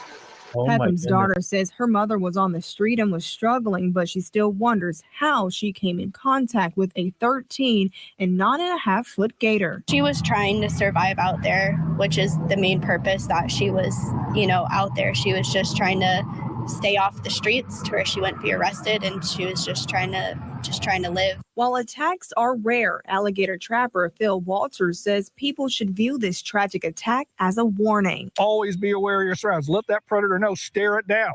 That oftentimes will stop an attack. And FWC says there have been 3 people killed by an alligator in Pinellas County, including the victim, Sabrina Peckham. Live in the Tampa News Center, Georgia MacArthur, 8 on your side. There's new information tonight about the death of a man in Taylor Park in Largo. Now, the police department now say 47-year-old Sean McGinnis was missing 3 limbs when officers found him, and the alligator that attacked him is still on the loose. Police believe he was the victim of an alligator attack, but an autopsy has not yet confirmed that. 8 on your side's Jeff Patterson joining us now live from Largo. Oh, fuck, no. Good evening, Josh and Allison. Well, Sean McGinnis knew the dangers well here. People who know McGinnis say he was homeless and earned a living by pulling discs from disc golfers out of this lake. Today, we learned his death is having an impact on those disc golfers. Because I used to go in the lake. In the water right now. 47-year-old Sean McGinnis had been warned to stay out of the water many times. Now, Largo police have revealed when officers first found his body by Taylor Lake, he was missing 3 limbs. Disc golf is popular here, and this group is just visiting the Bay Area. Some of the group are from Georgia, and one from Charleston, South Carolina. And even though they don't live here, they were well aware of the suspected gator attack. We heard that a guy came out here and was digging around for some discs, and an unfortunate event occurred where gator got after him. It's changed their thoughts on retrieving errant discs that go into the lake. We kind of came to the conclusion of we're just not going to get in the water. While we were at the lake, 2 men on a boat were using a net to get disc out of the water. Chris Jordan uses a 20-foot telescoping metal pole to retrieve his disc. Saves you from getting bit from a snake, alligator bite, bunch of different things like that, but very useful to have in your bag. You're going to have to redesign because he that says whole... the danger involved So in going into the water to get a disc is not worth it. I would just leave it. I mean, they're only 10, 20 bucks. It's not worth your life. Wow.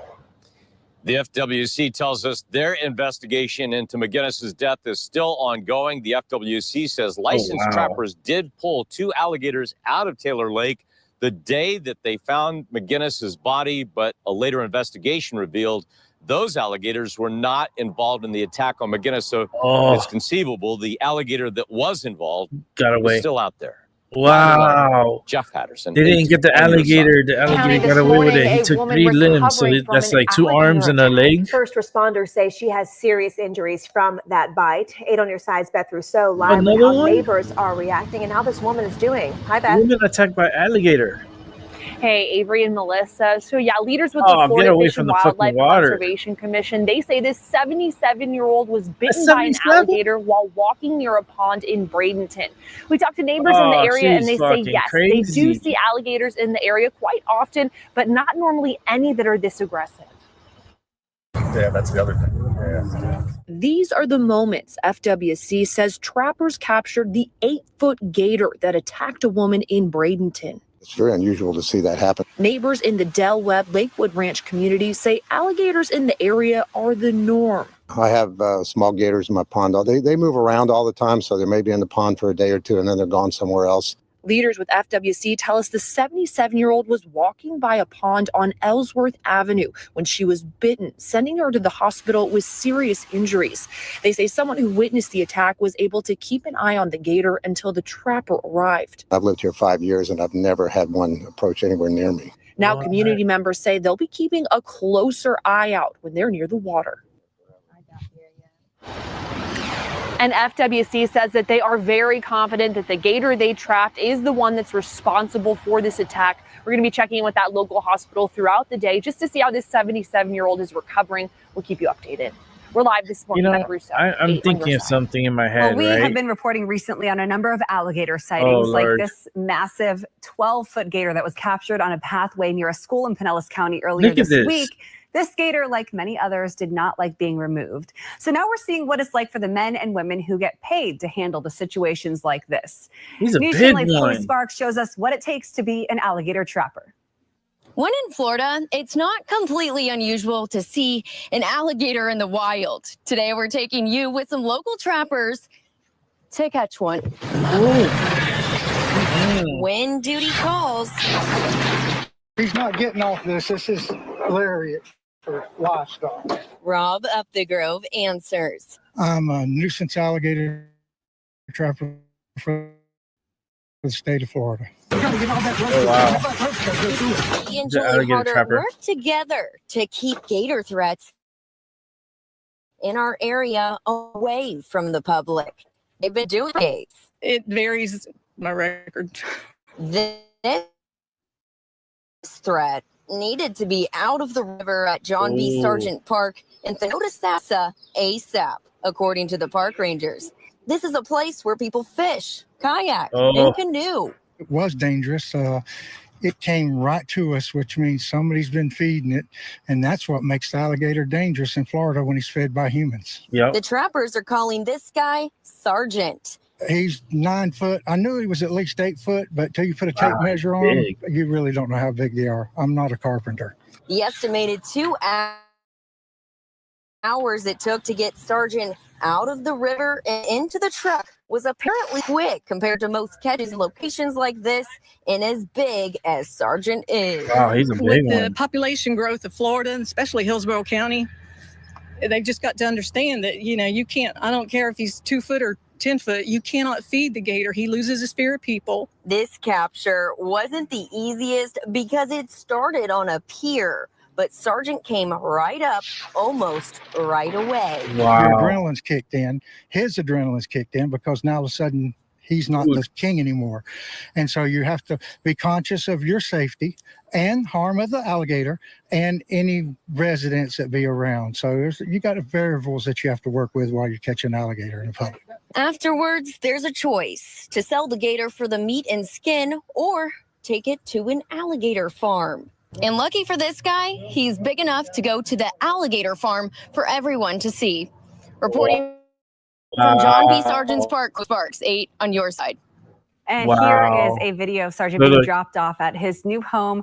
We are told he will be sharing the pond with another alligator named MLK, who was found last month on MLK Boulevard in Seffner. Oh my goodness. That's crazy. I'm sorry, that's crazy. Let me come back to me. Oh, that gave me a little rush in my head. Fucking alligators. I lived in Florida for growing up. I was born in Miami. And gators, yeah, that was the thing. We ran over a gator one time driving. It was a small one, but we ran over him. Because we were driving, my stepdad was driving. That wasn't me. But it was dark at night. It was night, and yeah, it was right at the bridge. There was a canal on the right side, and there was a gator. It was a small one, and I didn't see it and ran over him. And luckily for us, that no damage or anything, because we had a pretty high. It was a higher vehicle, so just ran over him. Crazy, fucking crazy. But it was a small gator. It was a small one. Man, fucking gators. All right, let's go to another story. Let me clear this one out because we still got a lot to go. I haven't seen them, so I'm watching them for the first time, like us together. It's like this is a together thing. This is what I'm going to be doing from now on, is having us together here.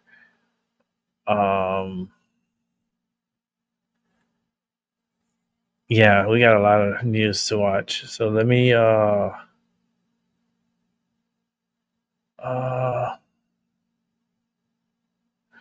okay, yeah, let's watch this one. Let me just set it up.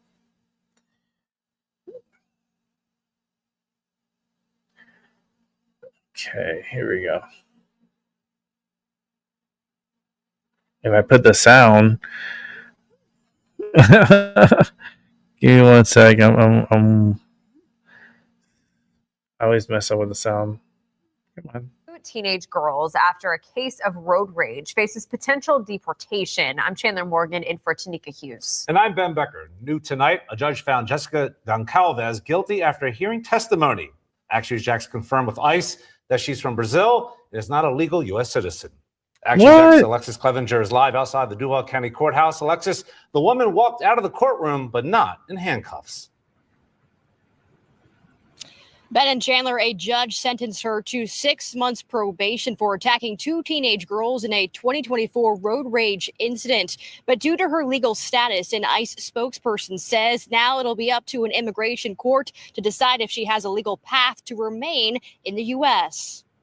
No, I should get deported. I find that the defendant is guilty beyond reasonable doubt. That's the verdict from a Duval She's County guilty, judge for so 31-year-old Jessica Goncalves. she can be deported. She's She the needs to be woman seen deported. in this video arguing with 2 teens last year. JSO says the fight started after one of the teens accidentally cut Jessica off while they were waiting in line at a charter school. They both get out of the car and things get physical fast. You can see Goncalves grab one of the girls by her sleeve and yank her forward. Thursday, Goncalves took to the stand to tell her side of the story. And I grabbed her sleeve in order to show that my children are in the car. Her defense attorney says all she wanted to do was let the driver who cut her off know that she was protecting her kids. There was a language barrier when she was trying to speak to her. The girls didn't take her serious. They were laughing at her. Meanwhile, the teens testified and described their thought processes during the incident. In that video. And I was looking at the person that was in the car, and I had my hands like this, and I was asking what happened, what's wrong. The first time it was as she was approaching me, and she had put her arms out and she had touched my chest. I was asking her what was wrong with her, and I was just very scared. And their family sent Action News Jax a statement saying, all we wanted was for her to understand that you can't do this to people, especially children, and get away with it. Now, ICE initially told us that upon completion of local charges, Goncalves would be turned over to ICE, but now they say that they will have more information at a later date. For local coverage, you can count on Live Downtown, Alexis Clevenger, She'll be deported. Action News Jax. She'll be deported. That's without a doubt that she's been turned over to ICE and the operations that we're not in the business of trying to keep them here. Trump is investing a lot of money to keep them out, to get them out. So you gotta hit the road, Jack. And don't you come back no more, no more, no more, no more. Hit the road, Jack. Oh man, wild. Okay, let's keep it moving. Keep it moving. Right now we got an hour and a half, and we got a good amount to go. Trying to keep steady, keep it going. Cool stories though. It's weird, but just this is the news. Developing tonight, a fast-moving wildfire called the Lake Fire erupting today near Silverwood Lake in San Bernardino County. The blaze is 0% contained and has already burned nearly 500 acres. Officials now saying it's expected to grow by 500 more soon, threatening nearby structures. Good evening to you. I'm Susan Hirosuna. Evacuation orders are in place south of Highway 138, and several roads are closed.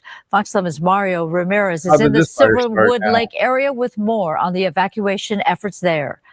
We were just trying to have a good time with the family. I got my girlfriend here. She's got her kids, brother and sister. We're just having a good time. They were on the lake, literally. We on the kayaks, saw the smoke. We just had to make sure that we had to get them all back, and it was kind of life. It was kind of scary, life or death type situation. A day at Silverwood Lake turned chaotic quickly for more than 100 people left stranded from their cars by the quick-spreading wildfire, sparking panic. We had a little bit of time to evacuate, and they were transferring us from one side of the lake to the other side. So it was just a matter of time to get out. The raging lake fire erupted near Silverwood Lake in San Bernardino County around 4 p.m. near State Highway 173 and Cedar Springs Dam Trail. There was literally flames bursting out everywhere. And then I'm like, oh my God. And then mom's rushing out. And then she's like, my car. And then that's until we notice a big fire in the smoke. The flames quickly spreading as one group from the Way of the Truth and Life Church in Victorville was performing baptism ceremonies. We're just thankful that we were able to get out when we did, and ended up getting helicoptered out myself and another one of the sisters from the church. The life rescue boats and then just regular civilians were helping out in their jet skis and just regular boats, just people being nice about it and being brave about it, helping us out to get us to a safe spot. Who took you out to safety?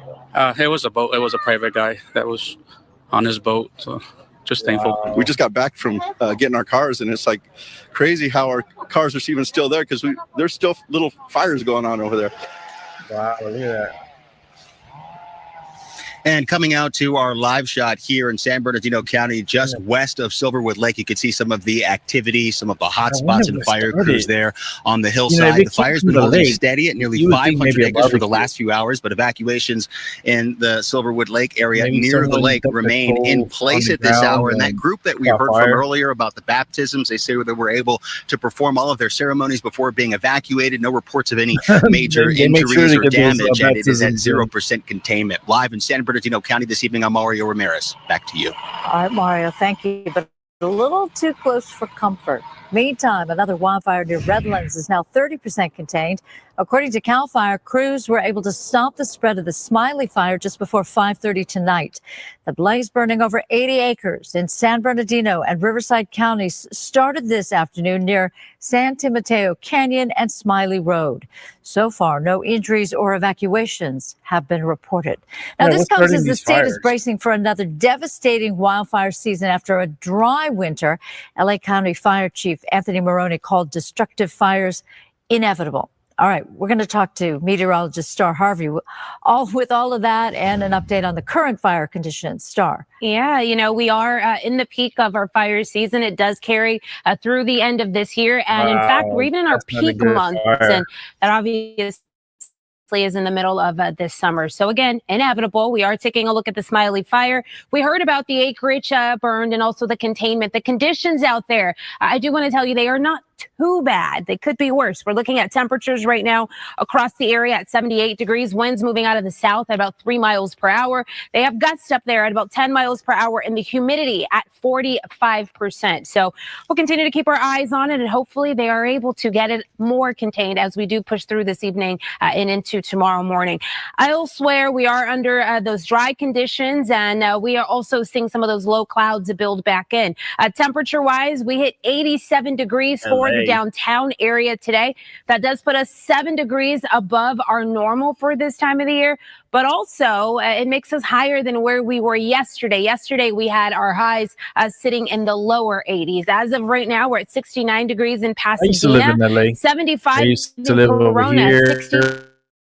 63 up in Big Bear, and we're at 79 in San Bernardino, where we do have and over here. winds. Thank goodness they are not more hectic than this.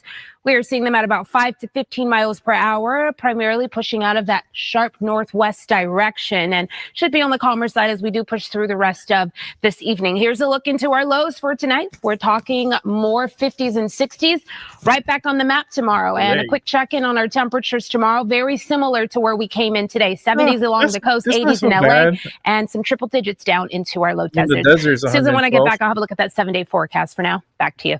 We'll look forward to that. Thank you. Developing tonight, lawyers claim faulty Edison equipment sparked 2 major wildfires in Sylmar 6 years apart.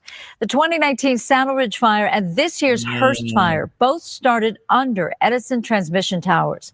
Now, Edison admits its equipment may have caused the Hearst fire, but denies responsibility for Saddle Ridge. Victims and insurers are suing for damages, alleging poor maintenance and deceptive practices. The Saddle Ridge fire destroyed over 100 homes and caused 1 death. A jury trial is set for November. Damn, that's crazy. That's crazy. Let me see. This is a newer one. Let me see. Yeah, this is new. This is yesterday's. Look how that look at that.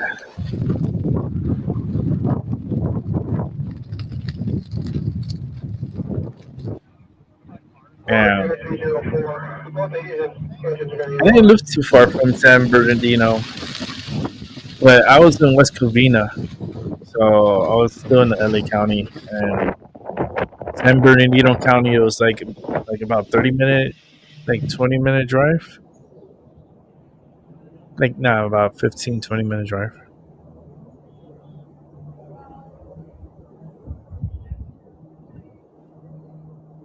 I lived in California for a little bit. I lived there for a year. 1 year I lived in California. Watch for a little puff of smoke in the spot. Wow, look at that. Look at the plane. The plane dropping the retardant. Dropping that retardant. Wow. That's a helicopter refueling on the water to refill the water to put on the. That's a big fire. That's a huge fire.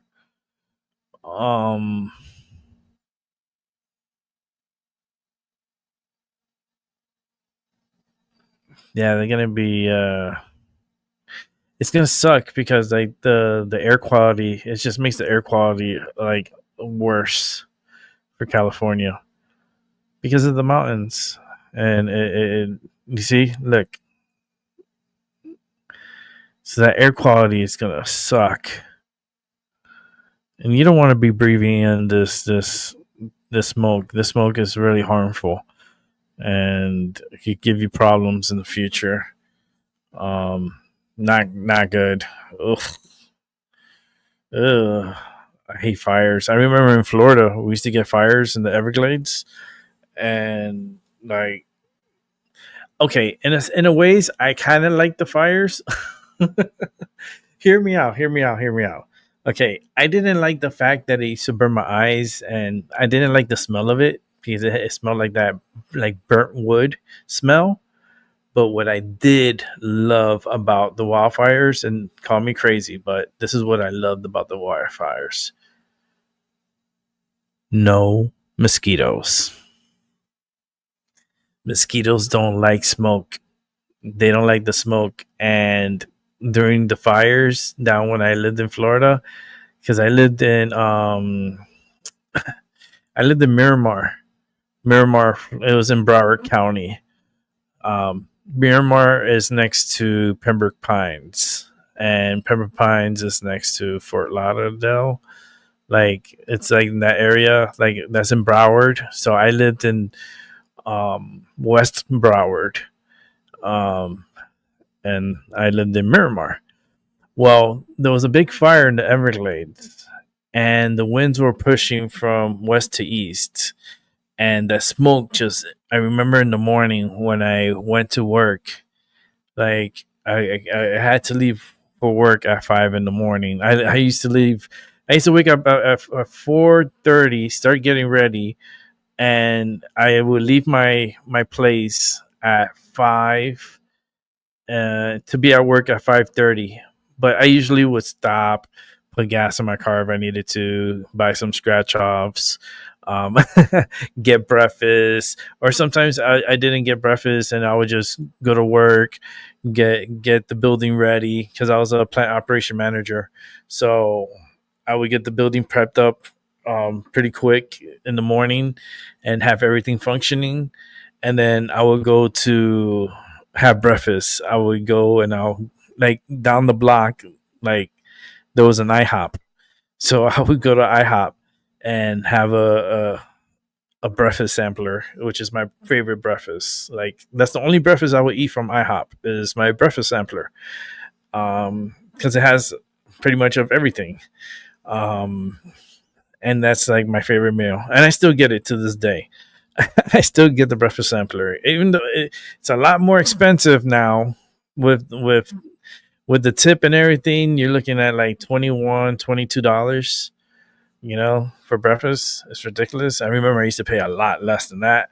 But inflation and all this craziness with all the prices, but whatever. But I remember the waitress, she was so cool. And like the people, the cook, everyone, I kind of knew everyone because I mean that place I worked there for years. And it was good times. I had nothing bad. Like the only thing that fucked everything up was my accident. My accident where I broke my neck. That was the end.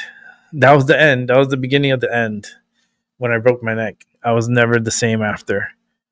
I was never the same. And then when I had the surgery and I was going through all this physical therapy and going through a lot of and I'm trying to get myself to see if I'm able to go back and stuff. And nope, can't. It's my neck is just jacked up. Even now, I can't do shit. I do hear the show and I'm leaning against the table. You see, my arms are like right here because I have my arms. I'm louching over because I'm supposed to be like this, sitting back, right? But I'm not like this. I'm like all the way forward, and that's because my head is too fucking heavy for my neck, and my neck is just really.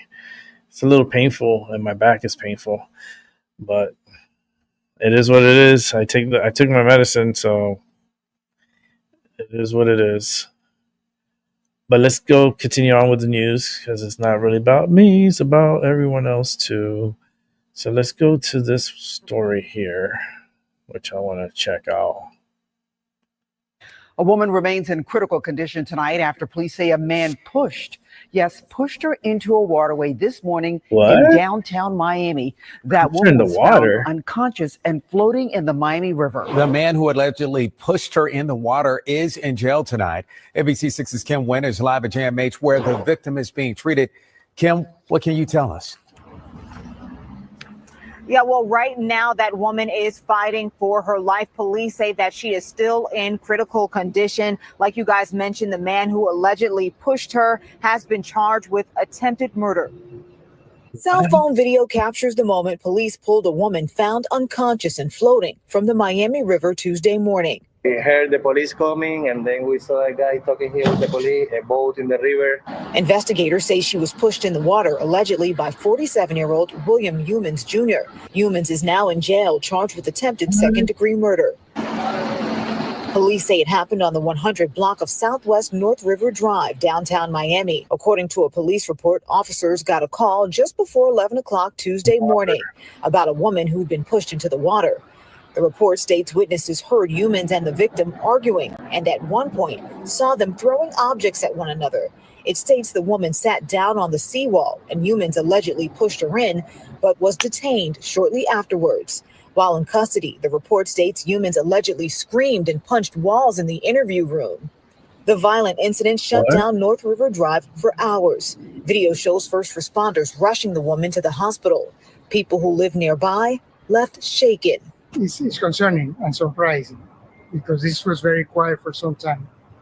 With the change then there's a lot of influx of people. And police have not released the name or the age of the victim. For now, we are reporting live at JMH. Kim Nguyen, NBC6 News. Wow, that's crazy. That's a wild story. Imagine you're arguing, you're that energy of fighting. It gets to the point that you're throwing stuff at each other.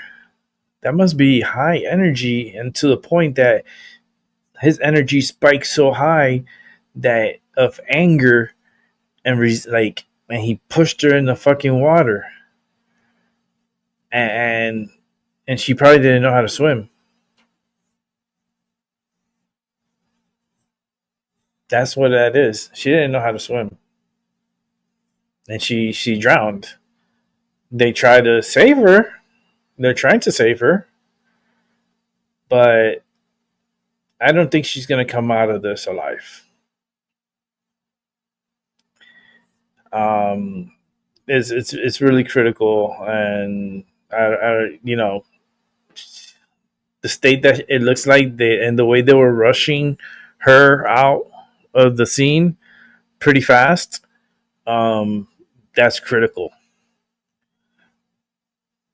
Brain damage, because lack of oxygen to the brain, the body starts, shutting down, and it's like, you have a self destruct inside of you that if certain things happen, it releases this chemical inside, and it'll start killing you, and you just die because it's kind of like it's a safety thing inside of you, but once it comes to a danger, and it knows it's the end, then it'll release that chemical in your body. It's yeah. Wow, man, being pushed in the water. I had a cousin of mine. I have a story time. Besides the news, because I got a lot to fill in, but it's Sunday, so thanks for watching. Appreciate it. But it's story time. I had a cousin of mine from Philadelphia, and he came down. I remember I was in Miami, downtown Miami. I lived with. I was young. I was at that time. I was staying with my dad. I was staying with my dad for the summer, so I was like bunked up with him, and I remember my cousin, my aunt, and my cousin coming down from Philadelphia to visit and so forth, and that was pretty cool. So I was like, all right, let go. We met up, and my cousin stayed over, and then we went to the pool, right? And my other cousins came over, and we all went to the pool in the complex. But that's when I found out that my cousin from Philadelphia doesn't know how to swim. Doesn't know how to swim, and he wouldn't go in the deep. He would just stay low. Point of that story. That's when I found out he didn't know how to swim. About a year later, he goes to this is in Philadelphia. Okay, he goes to the river, which is Pence Landing is the area, and the river. What's the name of the river? Hold on, let me get it here, because I've been to it. Actually, jet skied on that river. Like Google was. I don't want to use Google right now. I want to find it myself. Where's the river at? We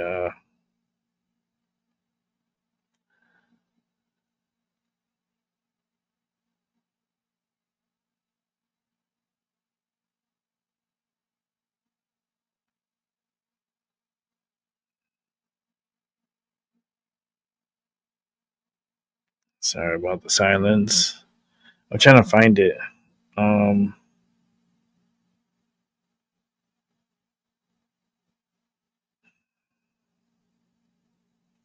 Here it is. Okay. So it's the Delaware River. There you go. I had a because I'm thinking more of the Pennsylvania side because it's the separation between Pennsylvania and Jersey. It's the Pennsylvania River. Well, for some reason, I don't know how, he ended up. They were in the water, like a group of people, where they were in the water together, and something happened. I guess they ended up like play fighting or wrestling or some shit that they did.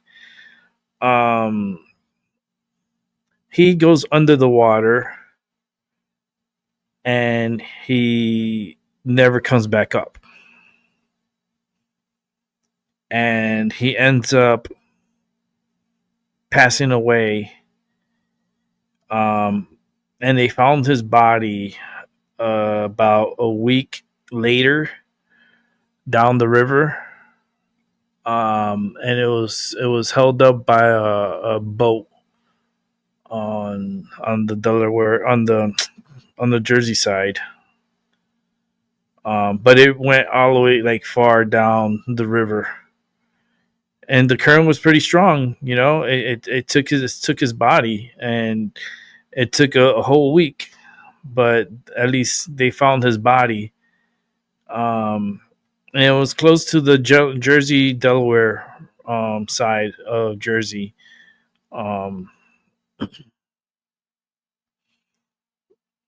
Pretty wild. Pretty wild. Like, what a way to die, right? So every time I hear about drownings, I started thinking about my cousin that drowned. So let's go to the next story here. Let's go continue with wilder stories, right? This is keep it up, Rick. Keep it up. Don't worry, they'll watch. They will watch. They'll rewatch. Tonight, a woman is in the hospital after police say she fell from a drawbridge in Brickell. An officer was also hurt. Thank you so much for being with us tonight. I'm Chris Hush. And I'm Lorena Enclang. Tonight, we're seeing video of that terrifying moment. NBC6's Nico Clemens is live in Brickell with the video you'll only see on 6. You too. There were several people who saw this woman hanging onto the bridge and then drop onto the concrete below. We want to warn you, you may find this video difficult to watch. No way, what? I just saw her fall. All he or anyone could do was watch. She was just on the ground. On the top? In shock. Miami police say a woman was crossing a bridge in Brickell Saturday morning when the bridge opened. People who were in the area say they saw the woman holding on for her life as the bridge went up. But she was trying to climb up the bridge, and as she got halfway up, she was holding onto the side, and then she just dropped. It's an image Connor Walsh is replaying in his head. And then I looked, and I just saw her bone coming through her leg, and I was like, oh, this isn't good, like she's not fine. Walsh says he and others ran over to try and help the woman. And I was trying to tell her to hold her down, but she was just, I don't know, she was in shock, and we kind of tried to stop the bleeding and everything. Police say one of their officers also had to go to the hospital after getting a cut on their hand from shattered glass. Tonight, everyone's main concern is the woman. It was pretty hectic. You know, hold on. So that woman is in the hospital right now. We don't know why did the drawbridge hurt she is. We did hear from that witness, obviously, but we're still waiting to get an update from police about her condition right now. Nico Clemens, NBC6. Oh Lord. Okay. Can I get is there another video on this? The one and only. Okay, before I start this,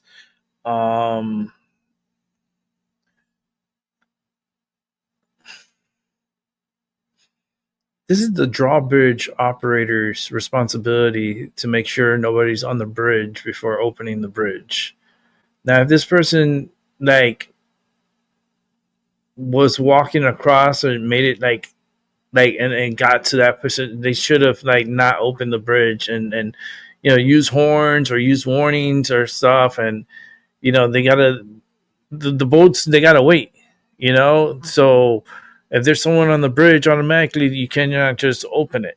You know what I mean? So I believe they're gonna pin this on the drawbridge operator. It's funny. That's a funny story. I applied to be a bridge operator, a drawbridge operator. Yeah, thank God I didn't get the job. Thank God I didn't get it, because it's a lot of responsibility, and the fact that you gotta stop all the traffic and then make sure everyone's off the bridge, and then open the bridge and then safely bring the bridge back down, and then open up the gates again and start the flow of traffic. It's a great responsibility, but this guy, the operator, the drawbridge operator, should have even if someone is hesitant of getting off the bridge, do not open that. Do not press to open, because then something like what you're gonna see now happens. It's wild, but let's watch. 10 News starts right now. Off the top at 6, the woman rushed to the hospital after police believe the Brickell Bridge started to open as she was trying to cross it. Her fall was all caught on camera. We have Samir Nefsi joining us live from Miami's Brickell neighborhood with a closer look at the video. Samir. And ladies, this is quite a frightening incident captured all on camera that we were able to obtain. You see this woman holding on for life as the Brickell Avenue Bridge is going up. Now, just for context, when it's horizontal, that bridge is 90 feet up. Oh, no, look at this. 2nd Avenue, 400 Southeast 2nd Oh, Avenue. she falls down. Rescues en route. They advised that the bridge went up with the veteran on it. Oh, shit. A terrifying moment captured on camera. A woman Look at this. plunging as the Brickell Avenue She slid all the way drawbridge began to down. rise. But she was trying to climb up the bridge. And as she got halfway up, she was holding onto the side, and then she just dropped. First responders rushing to the scene, swarms of Miami units arriving. According to investigators, the incident happened around 10:40 Saturday morning on the drawbridge connecting downtown Miami to Brickell.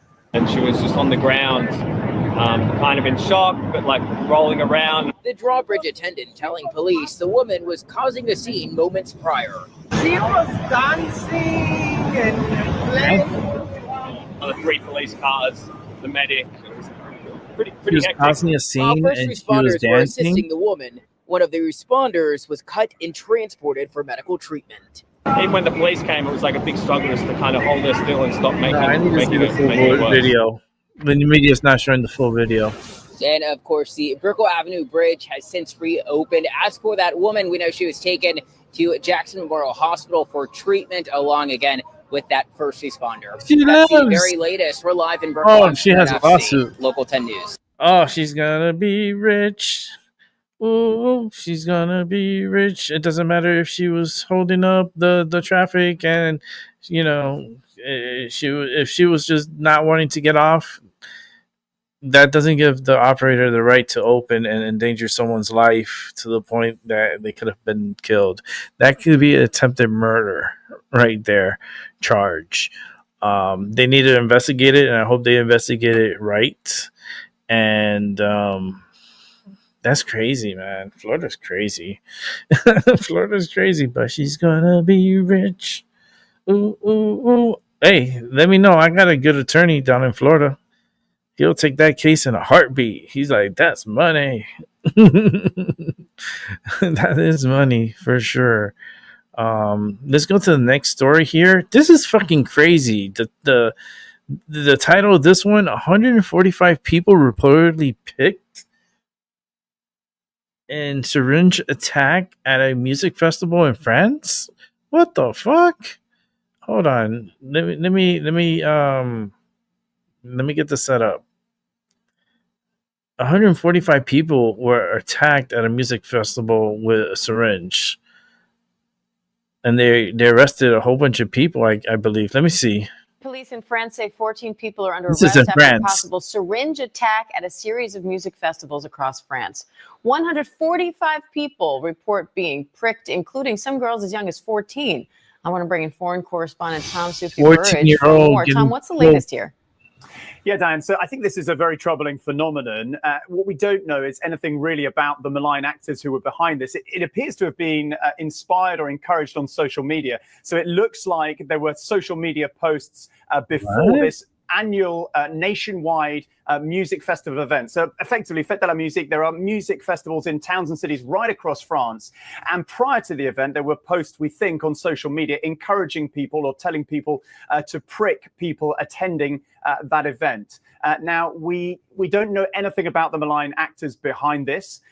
Police are investigating, and they say that during those series of music festivals right across France on Saturday, 145 people were either pricked or believed they were pricked. So, because of these social media posts, people picked up on these and then warned other social media users that this was being encouraged. So you had a climate of fear or concern prior to the event itself. And police are saying that they have arrested so far 14 people in connection with these attacks. Tom, the victims reported feeling hot flushes, dizziness, loss of consciousness, and visible marks or bruises on their skin. So are police saying what they think was in those syringes?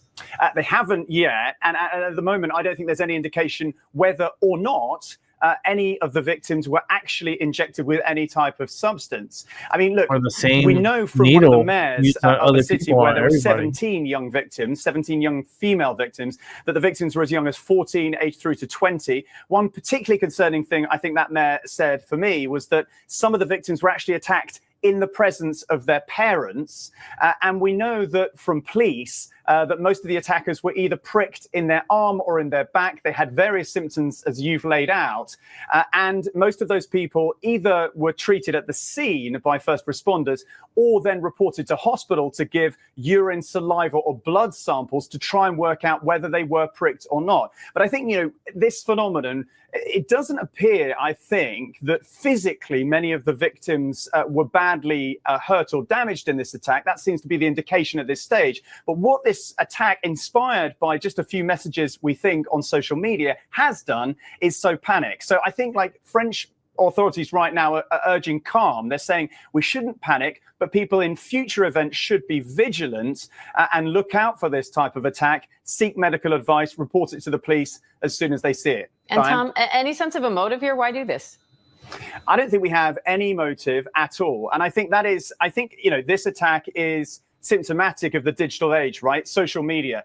People or actors, malign actors, can go on social media now and encourage this type of attack. Now, there is nothing to suggest who is behind this attack, but we know that malign actors have been working to destabilize European countries in the past. No indication at the moment who could have been behind this, but I think it is deeply worrying for the authorities in this kind of digital social media age that we live in.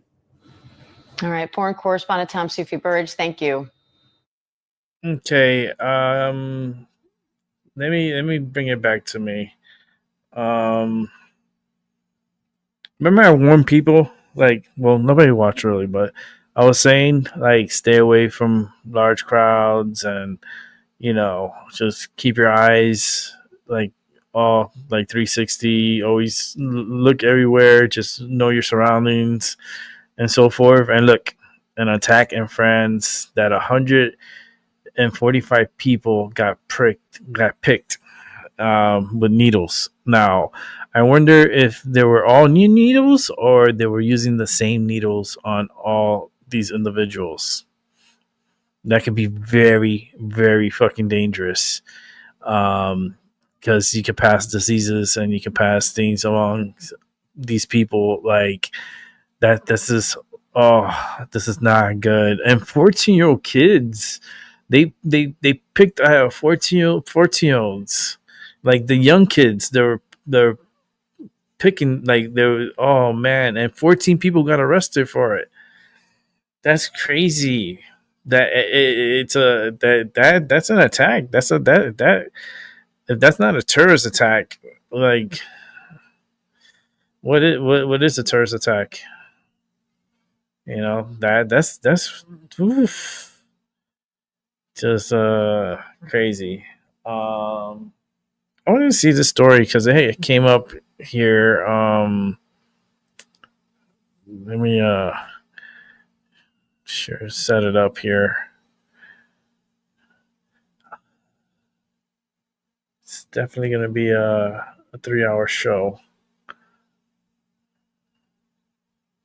because I'm not going overtime. Tonight, a man dressed like law enforcement holds a man up at gunpoint.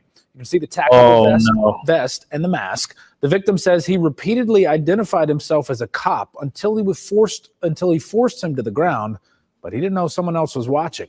ABC 13's Luke Jones is live with more of that video. Luke, you also got an interview with the victim. Yeah, the victim actually ended up shooting at the suspect. We know at least one of those shots landed. Police say the suspect later turned up at the hospital.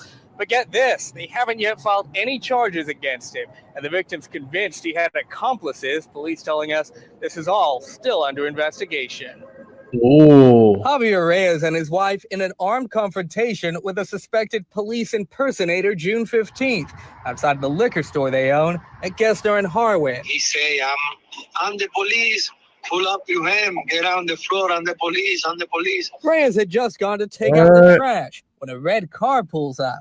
Then a masked man there was a accomplice. Gun, wearing a vest with the word Marshall on it. They told me, I'm a cop. I'm the police. Get out on the floor. And I say, I don't do anything. You only see that one suspect in the video, but Reyes says there was another person driving the car he arrived in. Yeah, that's something very suspicious. The ground and soon reveals his true intentions. And when he gave me the floor, he told me, it's a robbery. It's a robbery. I'm not the police. Watching it's a robbery. Inside the store, Reyes' wife quickly grabs a gun, then confronts the armed suspect. She shot him. He runs, losing his shoes and his gun in the process, while Reyes draws his own weapon. He fires multiple rounds, at least one of which hits the suspect, who then crawls to his getaway car. Reyes firing a final parting shot as the car drives away. The police told me I did a great job. Both he and his wife are okay. She did a great job. To think how differently things could have turned out. When the She suspect did a demanded great Reyes' job. valuables, I say no. And he put the gun in my head. And they told me, I can kill you right now. but the fake cop clearly wasn't a match for two plucky business owners. In Southwest Houston, Luke Jones, ABC 13, Oh Eyewitness my News. goodness! Look how he's crawling away. Oh, he's a snake. Oh, what a rotten snake he is. Ooh, yo, not for nothing, but what the fuck? Like, yo, thanks to his wife, yo, she came out with the gun. Like, imagine you seeing this happening, right? And you're watching your husband, and the next thing you know, someone's jumping out of a car, running out of a car, and pointing a gun at your husband. You automatically, as I'm an astro project, the wife was like, oh shit, he's being robbed, and she went and grabbed the gun. She grabbed the gun, and by the time he was doing all this to her husband, she was coming out with the gun, and when she came out, she saw what he was doing, and she shot him one time. Boom! That's when he ran, and then she gave the gun to the husband, and the husband, like as you saw, the guy was coming back, he shoots him again, and hits him, and then that's when he turns around and he squirms away. Okay, good thing that the guy didn't shoot him like right there and kill him, because he was like trying to get away. So he let him get away, but he shot a parting shot, which is a third shot at the vehicle. So that vehicle has that bullet fragments and stuff inside, so they could find that car. Man, I would like to watch that again. You know what? I really would like to watch that again. New at 10 tonight, a man. Me set it up. Yeah, it's listen, man. Sometimes it's self-defense.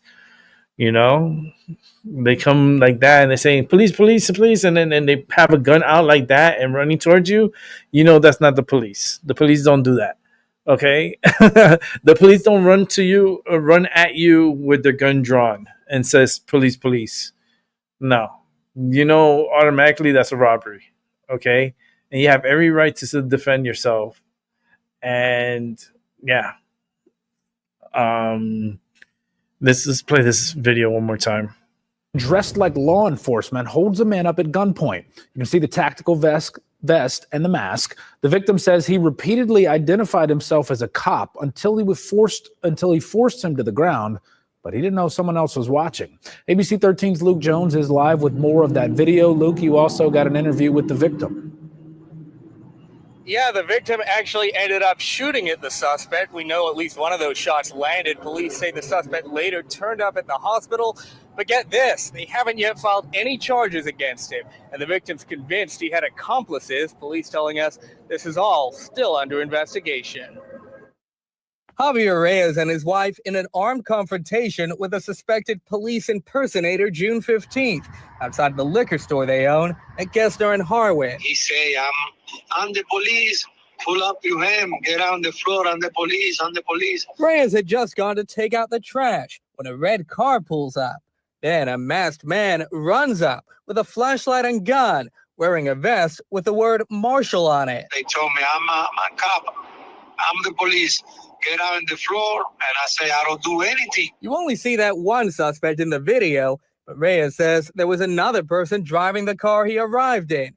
Reyes says the man forces him to the ground and soon reveals his true intentions. And when he gave me the floor, he told me, it's a robbery, it's a robbery. I'm not the police. Watching this all from inside the store, Reyes' wife quickly grabs a gun, then confronts the armed suspect. He runs, losing his shoes and his gun in the process. And Reyes draws his own weapon. That's when they he shot fires him. multiple rounds, at least one of which hits the suspect, who then crawls to his getaway car.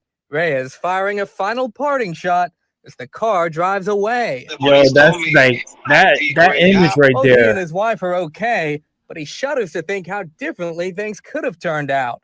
When the suspect demanded Reyes' valuables, I say no. And he shot. That image right there. Yo, right there. I hear this song. I'll stand by you. Yeah. I'll stand by you. Yeah, they need to put that music with this picture. Because look how she's holding him and he's shooting.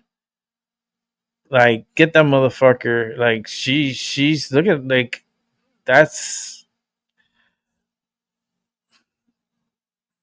He had every right to shoot too. He had every right to shoot. I would have done the same thing. I don't think he'll even be walking. I don't think he'll be in the hospital. I think he'll be at the medical examiner's office. Yeah. He would be dead. That was wild. All right, let's go to another wild story. And her infant son are still in recovery after a former Amazon delivery driver rammed her car into them in an Aventura neighborhood. Today, nearly a year later, that driver has taken responsibility by accepting a plea deal. But as Christian Colon reports, the now guilty driver voided any time behind bars, and a warning tonight that the video you're about to see is disturbing. What? She didn't see no time? Oh, she got her baby. Video captured the horror last August when the mother walking her dog and pushing her 4-month-old son in a stroller were slammed to the ground by an Amazon delivery driver. Oh. Wearing what appears to be an Amazon jacket, Sara Parra Ovalles is seen returning to pick up the baby and placing him back in the stroller. The 4-month-old is heard crying uncontrollably. She then drove away. It's a second-degree felony, punishable by up to 15 Oh, she should be in years. jail. But today, after nearly a year, Parra Ovalles took responsibility for her reckless driving. The 46-year-old, who was facing up to 15 years in prison, accepted a deal approved by the victims of 2 years of house arrest, followed by probation. I'm not making excuses, and I accept the full responsibility of my Why did she actions. drive away? However, I think that the Amazon application and the work conditions play an important role in this condition.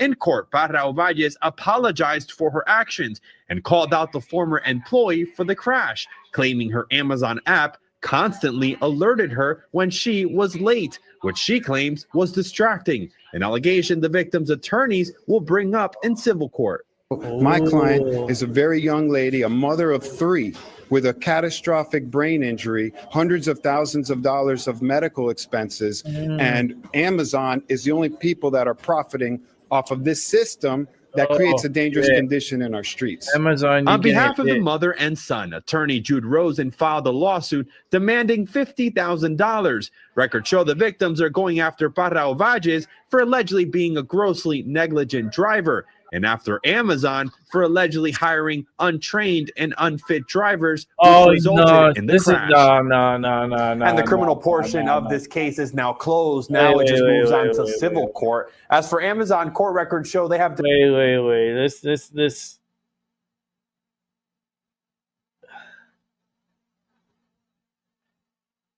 Okay, why? She turned into the wrong lane though. Hold on. Because this is going this way. So all this white line you see here, that's the opposite traffic. That's for the traffic to stop. So this is your car will be right here. You will stop at this line, and if there's anybody in the sidewalk, that's where they will be crossing, and that's what they were doing. Now you see this vehicle coming from the top side here, and it's coming right at this people, and it runs over this white line. Okay, it runs over this white line.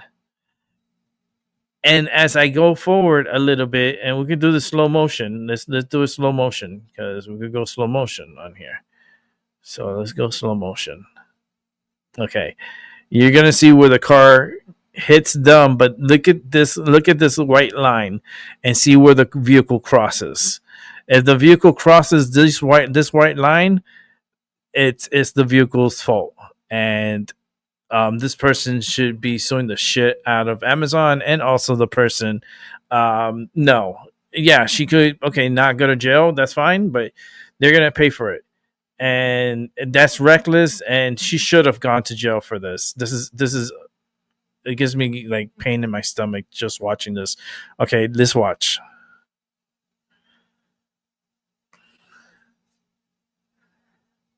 Amazon.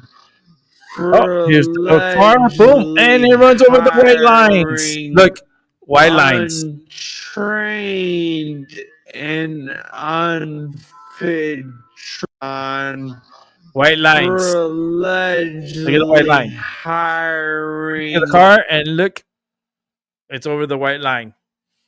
She went on the opposite end of the traffic. She was supposed to be over by the where the grass is. Like that side, she is wrong. She's blaming Amazon. I would sue her. I would sue Amazon. I would sue the insurance company because I would sue the shit out of her insurance. Trust me, I have good attorneys. If she needs an attorney, I got a good attorney down in South Florida that could win her a lot of money. Oh man, that's crazy, man. That is crazy. She's on the other side of the M9, man. Like there's no excuse. And the fact that she came back, she picked up the baby, put it in the carriage, and took off. Wait, hold on. Let me see if I can bring that up here. Let me find it. It was probably in the beginning where we saw it here. She came back. Hold on, because the carriage was on the floor. Let's bring it back. Let's bring it back. Let's bring it back. Let's watch the whole thing all over again. And this one's the full video, so let's watch it. Slow-mo. We're watching slow-mo. Here you go. Boom. Video captured the horror last August. Right, let's take out the sound. That sounds a little crazy. That sounds a little crazy. but we're watching it in slow-mo. Give me your opinion. Leave it in the comments below. Yeah. This is the fact that she came back and picked up the baby, the Amazon driver. The driver came, picked up the baby, put it back in the stroller, and the Amazon driver took off. There she is. There's the Amazon. That's the driver. She comes, picks up the stroller. The baby's on the floor. She picks up the baby, picks up the stroller,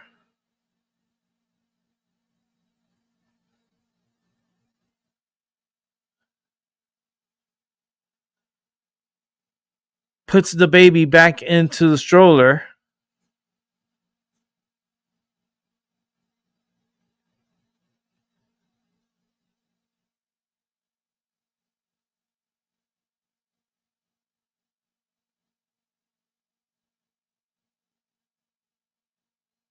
This is the Amazon driver.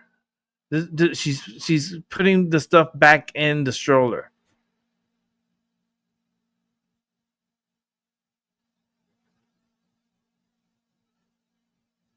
And then she leaves. Oh my god.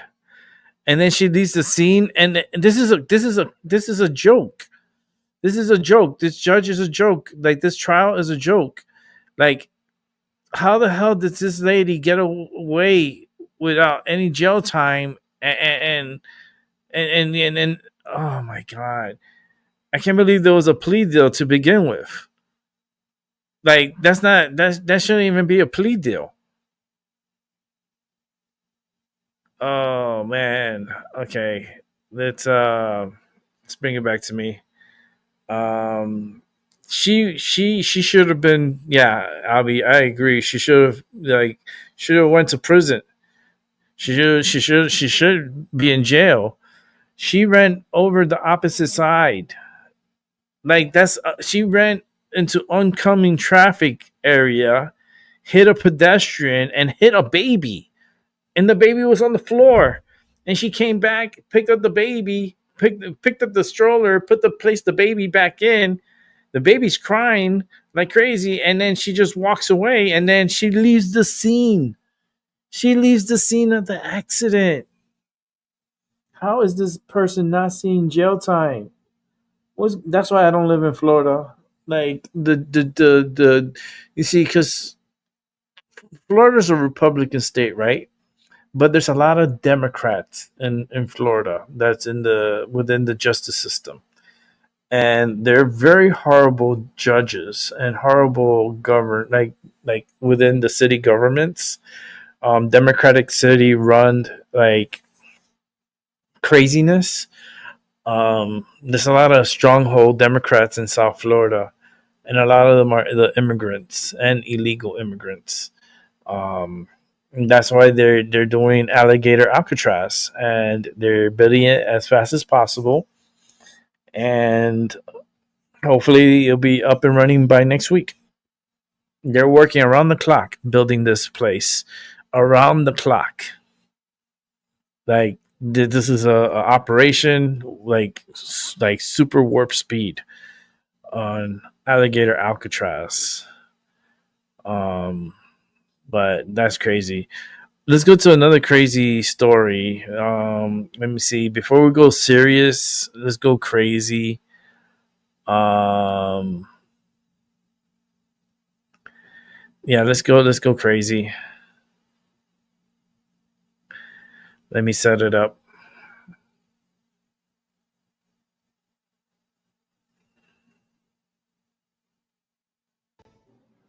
This afternoon, we're learning more about the moments leading up to a gunfight that wounded a Marion County deputy. Investigators told us yesterday the woman accused of shooting the deputy pulled a gun out of her pants after she was arrested. This morning, Deanna Hardin faced a judge charged with attempted murder. And court documents show us the deputy she's accused of shooting is really lucky to be alive in this situation. Wow. Tony Atkins, live at the sheriff's office. And Tony, deputies say Hardin was searched repeatedly.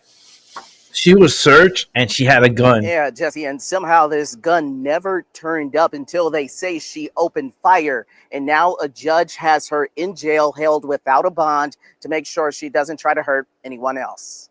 I was gonna say, like, if you were to allow me to have a bond, then I would be able to maybe make a way to where I could pay for it.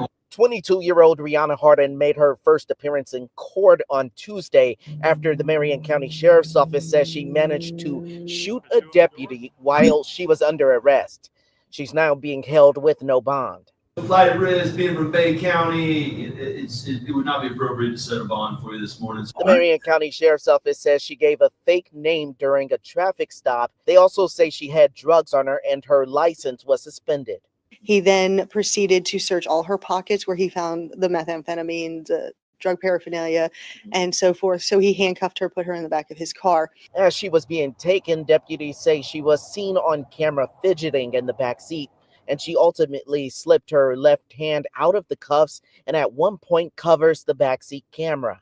He did recognize this, pulled her back out of the vehicle, retightened her cuffs behind her back, searched the inside of his vehicle, placed her back inside his vehicle. And when they started for the jail, she was flexible enough to be able to maneuver her hands from behind her back to lift them up and grab hold of the gun, point it at him and pull the trigger. The deputy grazed on the side of his face, fired back.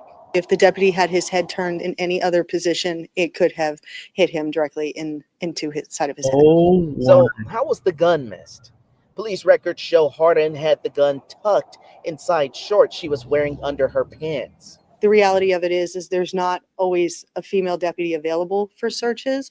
And he did do a pat down of her. He checked her waistband, checked all of her pockets. Public Information Officer Valerie Strong says she had it in her trained to do thorough pat downs and says they didn't check her number of hoo-ha. unique factors led to this, including her baggy clothes, small frame, and flexibility. It's unique. It's not something that an average citizen can move and do. And it was just by the grace of God that She's the officer flexible. just received the grace wound. She's very flexible that she was able to. Now the sheriff's office here, they answer say her that the hoo-ha. body camera video from that shooting will be made available after the Florida Department of Law Enforcement completes I its want to see that investigation. shooting. But coming up at 6 o'clock, we're going to take a look at the type of revolver deputies say Harding used when she fired those shots. I'm covering Marion County live in Ocala. Tony Atkins, West 2. Wow, she shot from her hoo-ha. She had a hoo-ha gun. The hoo-ha is the yum yum. Well, she had it tucked in there. And she had her hands tied behind her back. She was able to put her hands underneath her butt and tucked her legs and can maneuver the handcuffs and was end up pulling the gun out of her hoo-ha. Oh my God. Oh my goodness. Yeah, homie's lucky he's alive. For sure. He is very, very lucky to be alive because I tell you, the hoo-ha, that's a wild one. Gonna go. Let me see. Let's go to this next story. That's a serious story. Let's go to this one. Let me set it up. You know what? Hold on. Before I do that, let me see something.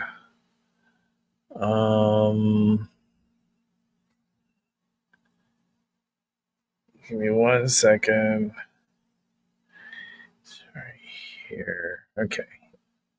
Federal law. Okay, there we go.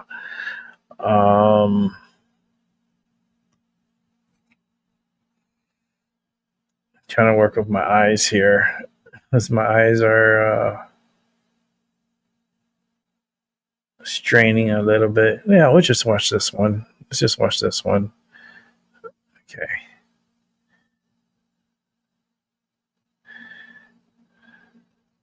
lawsuit now aims to stop construction of the detention center dubbed Alligator Alcatraz. The state plans to house undocumented immigrants on the site there in the Everglades. Channel 9's Scott Martin is live in the studio for us. And Scott, one Central Florida lawmaker is calling this inhumane. Darlene, Greg, Senator Carlos Guillermo Smith says it's a dangerous escalation of Florida's involvement in federal immigration enforcement, and that right now there are a lot of unanswered questions. This remote site, roughly 45 miles from Miami, used for flight training in the Florida Everglades, is turning into a detention center. Florida's governor calling it Alligator Alcatraz. We had a request from the federal government to do it, and so Alligator Alcatraz it is. And so you will see that be done. You will have, it'll be a force multiplier. It'll help DHS. It'll help our state and local law enforcement with relieving some burden on resources. Its goal is to house up to 5,000 migrants and is expected to start taking detainees July 1st. Some lawmakers, though, saying this is a wrong move, calling it un-American. It's un-American and it's inhumane, to say the least. But we deserve answers to our questions. Environmental concerns are at the top of the list. In a federal lawsuit filed Friday, it states federal and state agencies are violating laws by not evaluating potential environmental impacts before going on with the project. Governor Ron DeSantis disputes any and all environmental impacts. And so the impact will be zero, and that's in keeping with our policy to do really historic Everglades restoration. I think people are they're trying to use the Everglades as a pretext just for the fact that they oppose immigration enforcement. Yeah, let me pause you real quick. Sorry, DeSantis. Let me come back to me. That's stupid. Because they're doing everything on top of the concrete that's already there. So it's already grounds that already been paved over, and there's no environmental impact if it's already grounds that's already been established. So that lawsuit is not going to work. The people that are out there protesting are doing more harm to the Everglades than the people that are building the detention center, because the people that are out there protesting, they're parking their cars on the side of the road, and guess what? They're parking it on the grass. The grass is part of the Everglades. So whatever the piece of shit vehicles they took over there to protest and so forth, well, their vehicles drop like if you have a leak, you could be leaking oil, you could be leaking Freon, you could be leaking water, you could different types of water from your AC, and it's not environmentally friendly to be parking on the Everglades grass. Last time I checked, that's still part of the Everglades. So I call that very hypocritical of the protesters. It just doesn't make any sense to me. This is all bullshit. These individuals are paid for and brought to you by George Soros and his henchmen that causes chaos throughout everywhere. That all this protest is usually sponsored protesters, and sometimes they just go there and they causing more harm and then good. But at the end of the day, Alligator Alcatraz sounds pretty good to me. So let's go ahead and go back to the story. The $450 million price tag is also in question. Right now, it's planning to come from FEMA housing money. How is that going to affect our state's emergency response as we enter hurricane season? Greg, Darlene, have also been in touch with the governor's office, and we expect there to be some sort of press conference early next week from the site there in the Everglades. That is something still that's not been officially announced. We'll have to wait and see. Live in studio, I'm Scott Martin, Channel 9 Eyewitness News. They need to bring the. Let me see. Why new law? Oh yeah, I want to see the new law. Hold on. Let me see the story.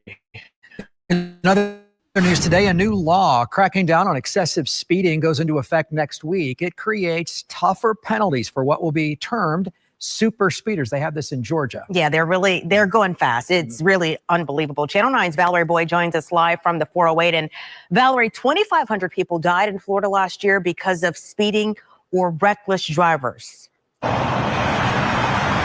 That's right, Darlene, and hopefully the new law will cut down on that number. Right now, I am by the 408, and you can see traffic is flowing nicely, but law enforcement says too many are using so-called super speeds, and they want it to stop. We talked to a mother whose son died in a street race and wants to see changes. It's an adrenaline rush. 132 miles an hour. It's the need for speed. I'm on radar, 199. It's frustrating because they don't know. Blink of an eye, life can change. Lori Broaddus says her son, Sean Michael Broaddus, died in 2006 as he was street racing. Since then, she created the group Mothers Against Racing on the Streets to prevent racing. She likes the new law. It will help because it will deter them.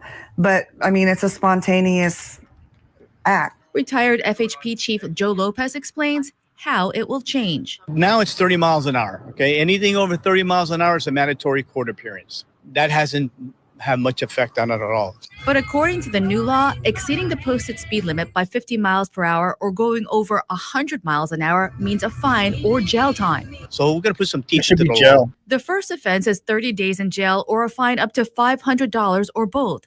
A second offense within 5 years could mean a 6-month license suspension, a fine of up to $1,000, and or 90 days in jail. Lori hopes the new penalties help drivers slow down. And it's not worth your life for someone else's. And the new law starts on July 1st in Orlando. Oh, July 1st in Orlando. Oh, that's for the state of Florida.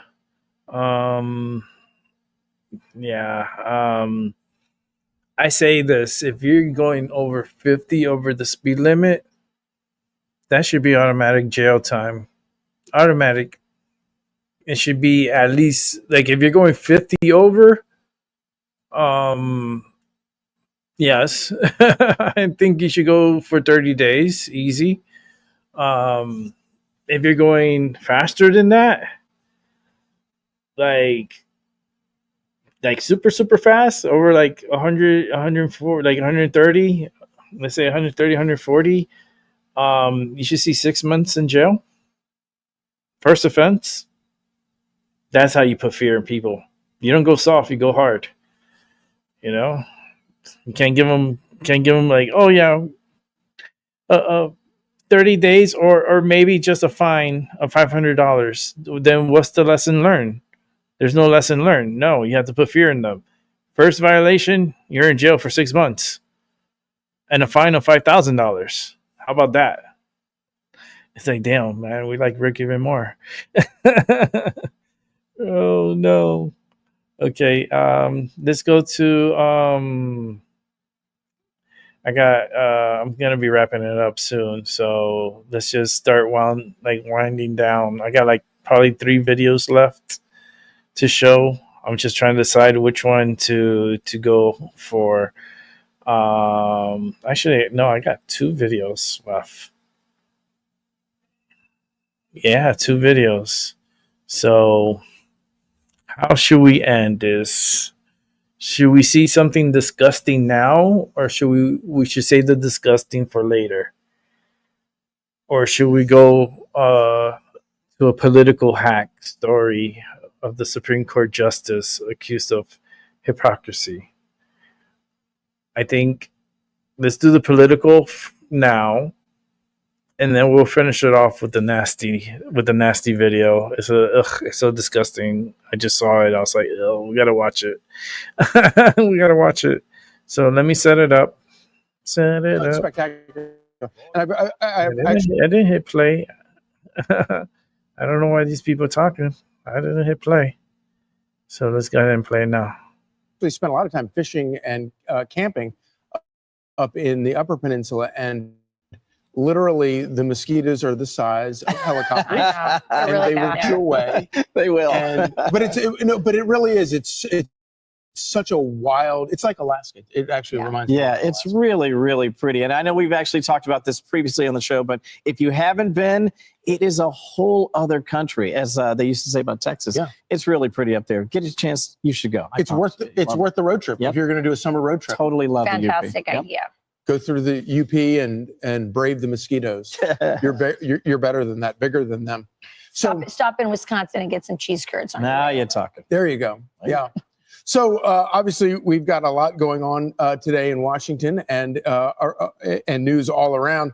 But we've got this Chief Justice John Roberts taking on dangerous rhetoric aimed at judges yesterday.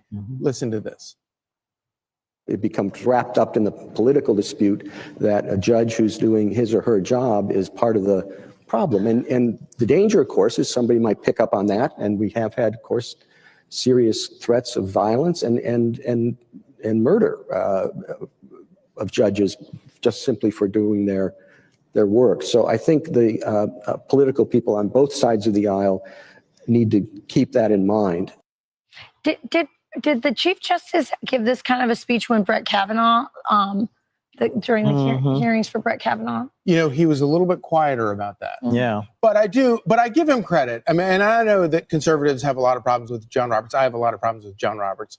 But you know, I agree. I think that, you know, a good 90% of his rulings have been pretty sensible. But I do think that he cares deeply about the judiciary. And I think that he does want to protect the integrity of the judiciary. And he obviously wants to protect his judges. And I took that as kind of a shot. I assume that that's a shot at both sides, but you make a good point. He wasn't nearly as quiet. You didn't hear me talking nearly as loudly about this when Chuck Schumer talked about the Supreme Court reaping the whirlwind out on the front steps of the Supreme Court. And there was a guy who showed up at Brett Kavanaugh's house with crazy stuff in his trunk that was obviously trying to do some harm. Absolutely. And this is one of the problems with discourse in Washington. It sort of oscillates. Sometimes it's overheated and other times it's quite muted. But the truth is, when it comes to judges and the judiciary, some of this is actually borne out by lawmakers and the way that they are, I believe, irresponsible in the way that they speak. You mentioned Schumer, and I can point to probably chapter and verse a number of people making arguments against the judiciary, even when they are just trying to do their jobs. But don't mistake criticism for somehow condoning violence. I think sometimes they should be criticized. Some of the judges do a poor job and can't figure out, you know, space aliens and legalese and things like that. So I think or who is a woman? What is a woman? You know what I'm saying?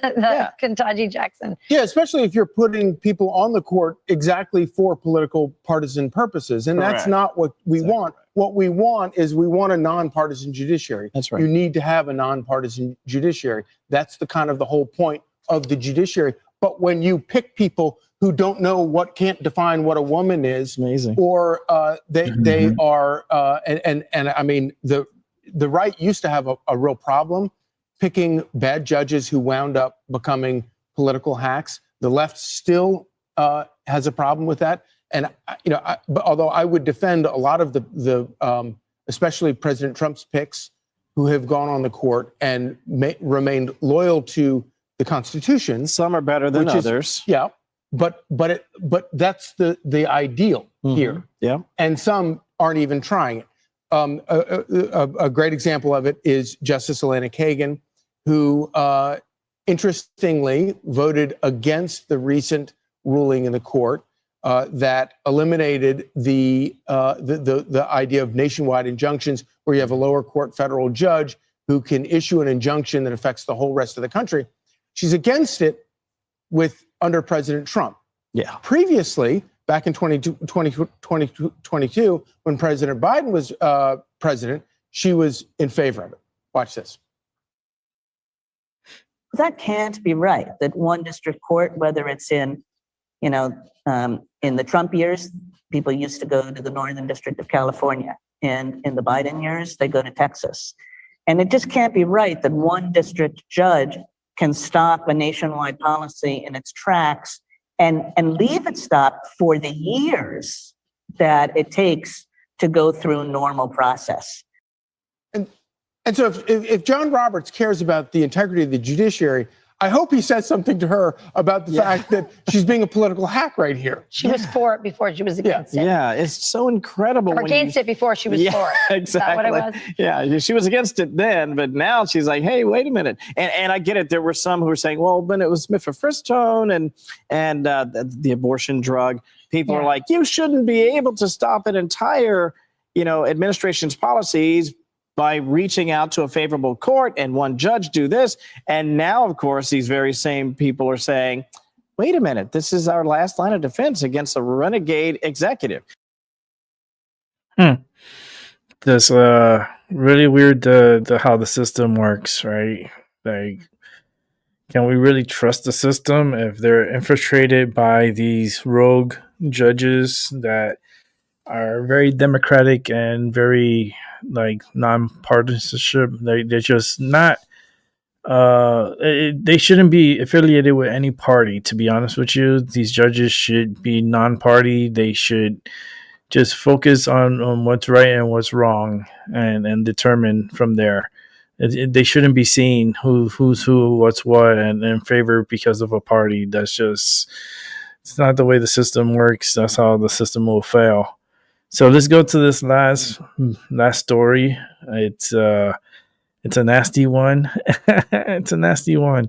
So here we go. It's disgusting. Like, ugh. Okay, I'll read the title. Restaurant employees seen removing dead rodents with tongs.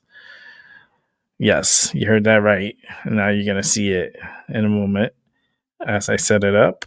It's disgusting. It's making my stomach hurt. So I'm sorry for those who are watching, but it's Sunday, bitches, and y'all going to watch what I put up. So here you go. Oh, goodness.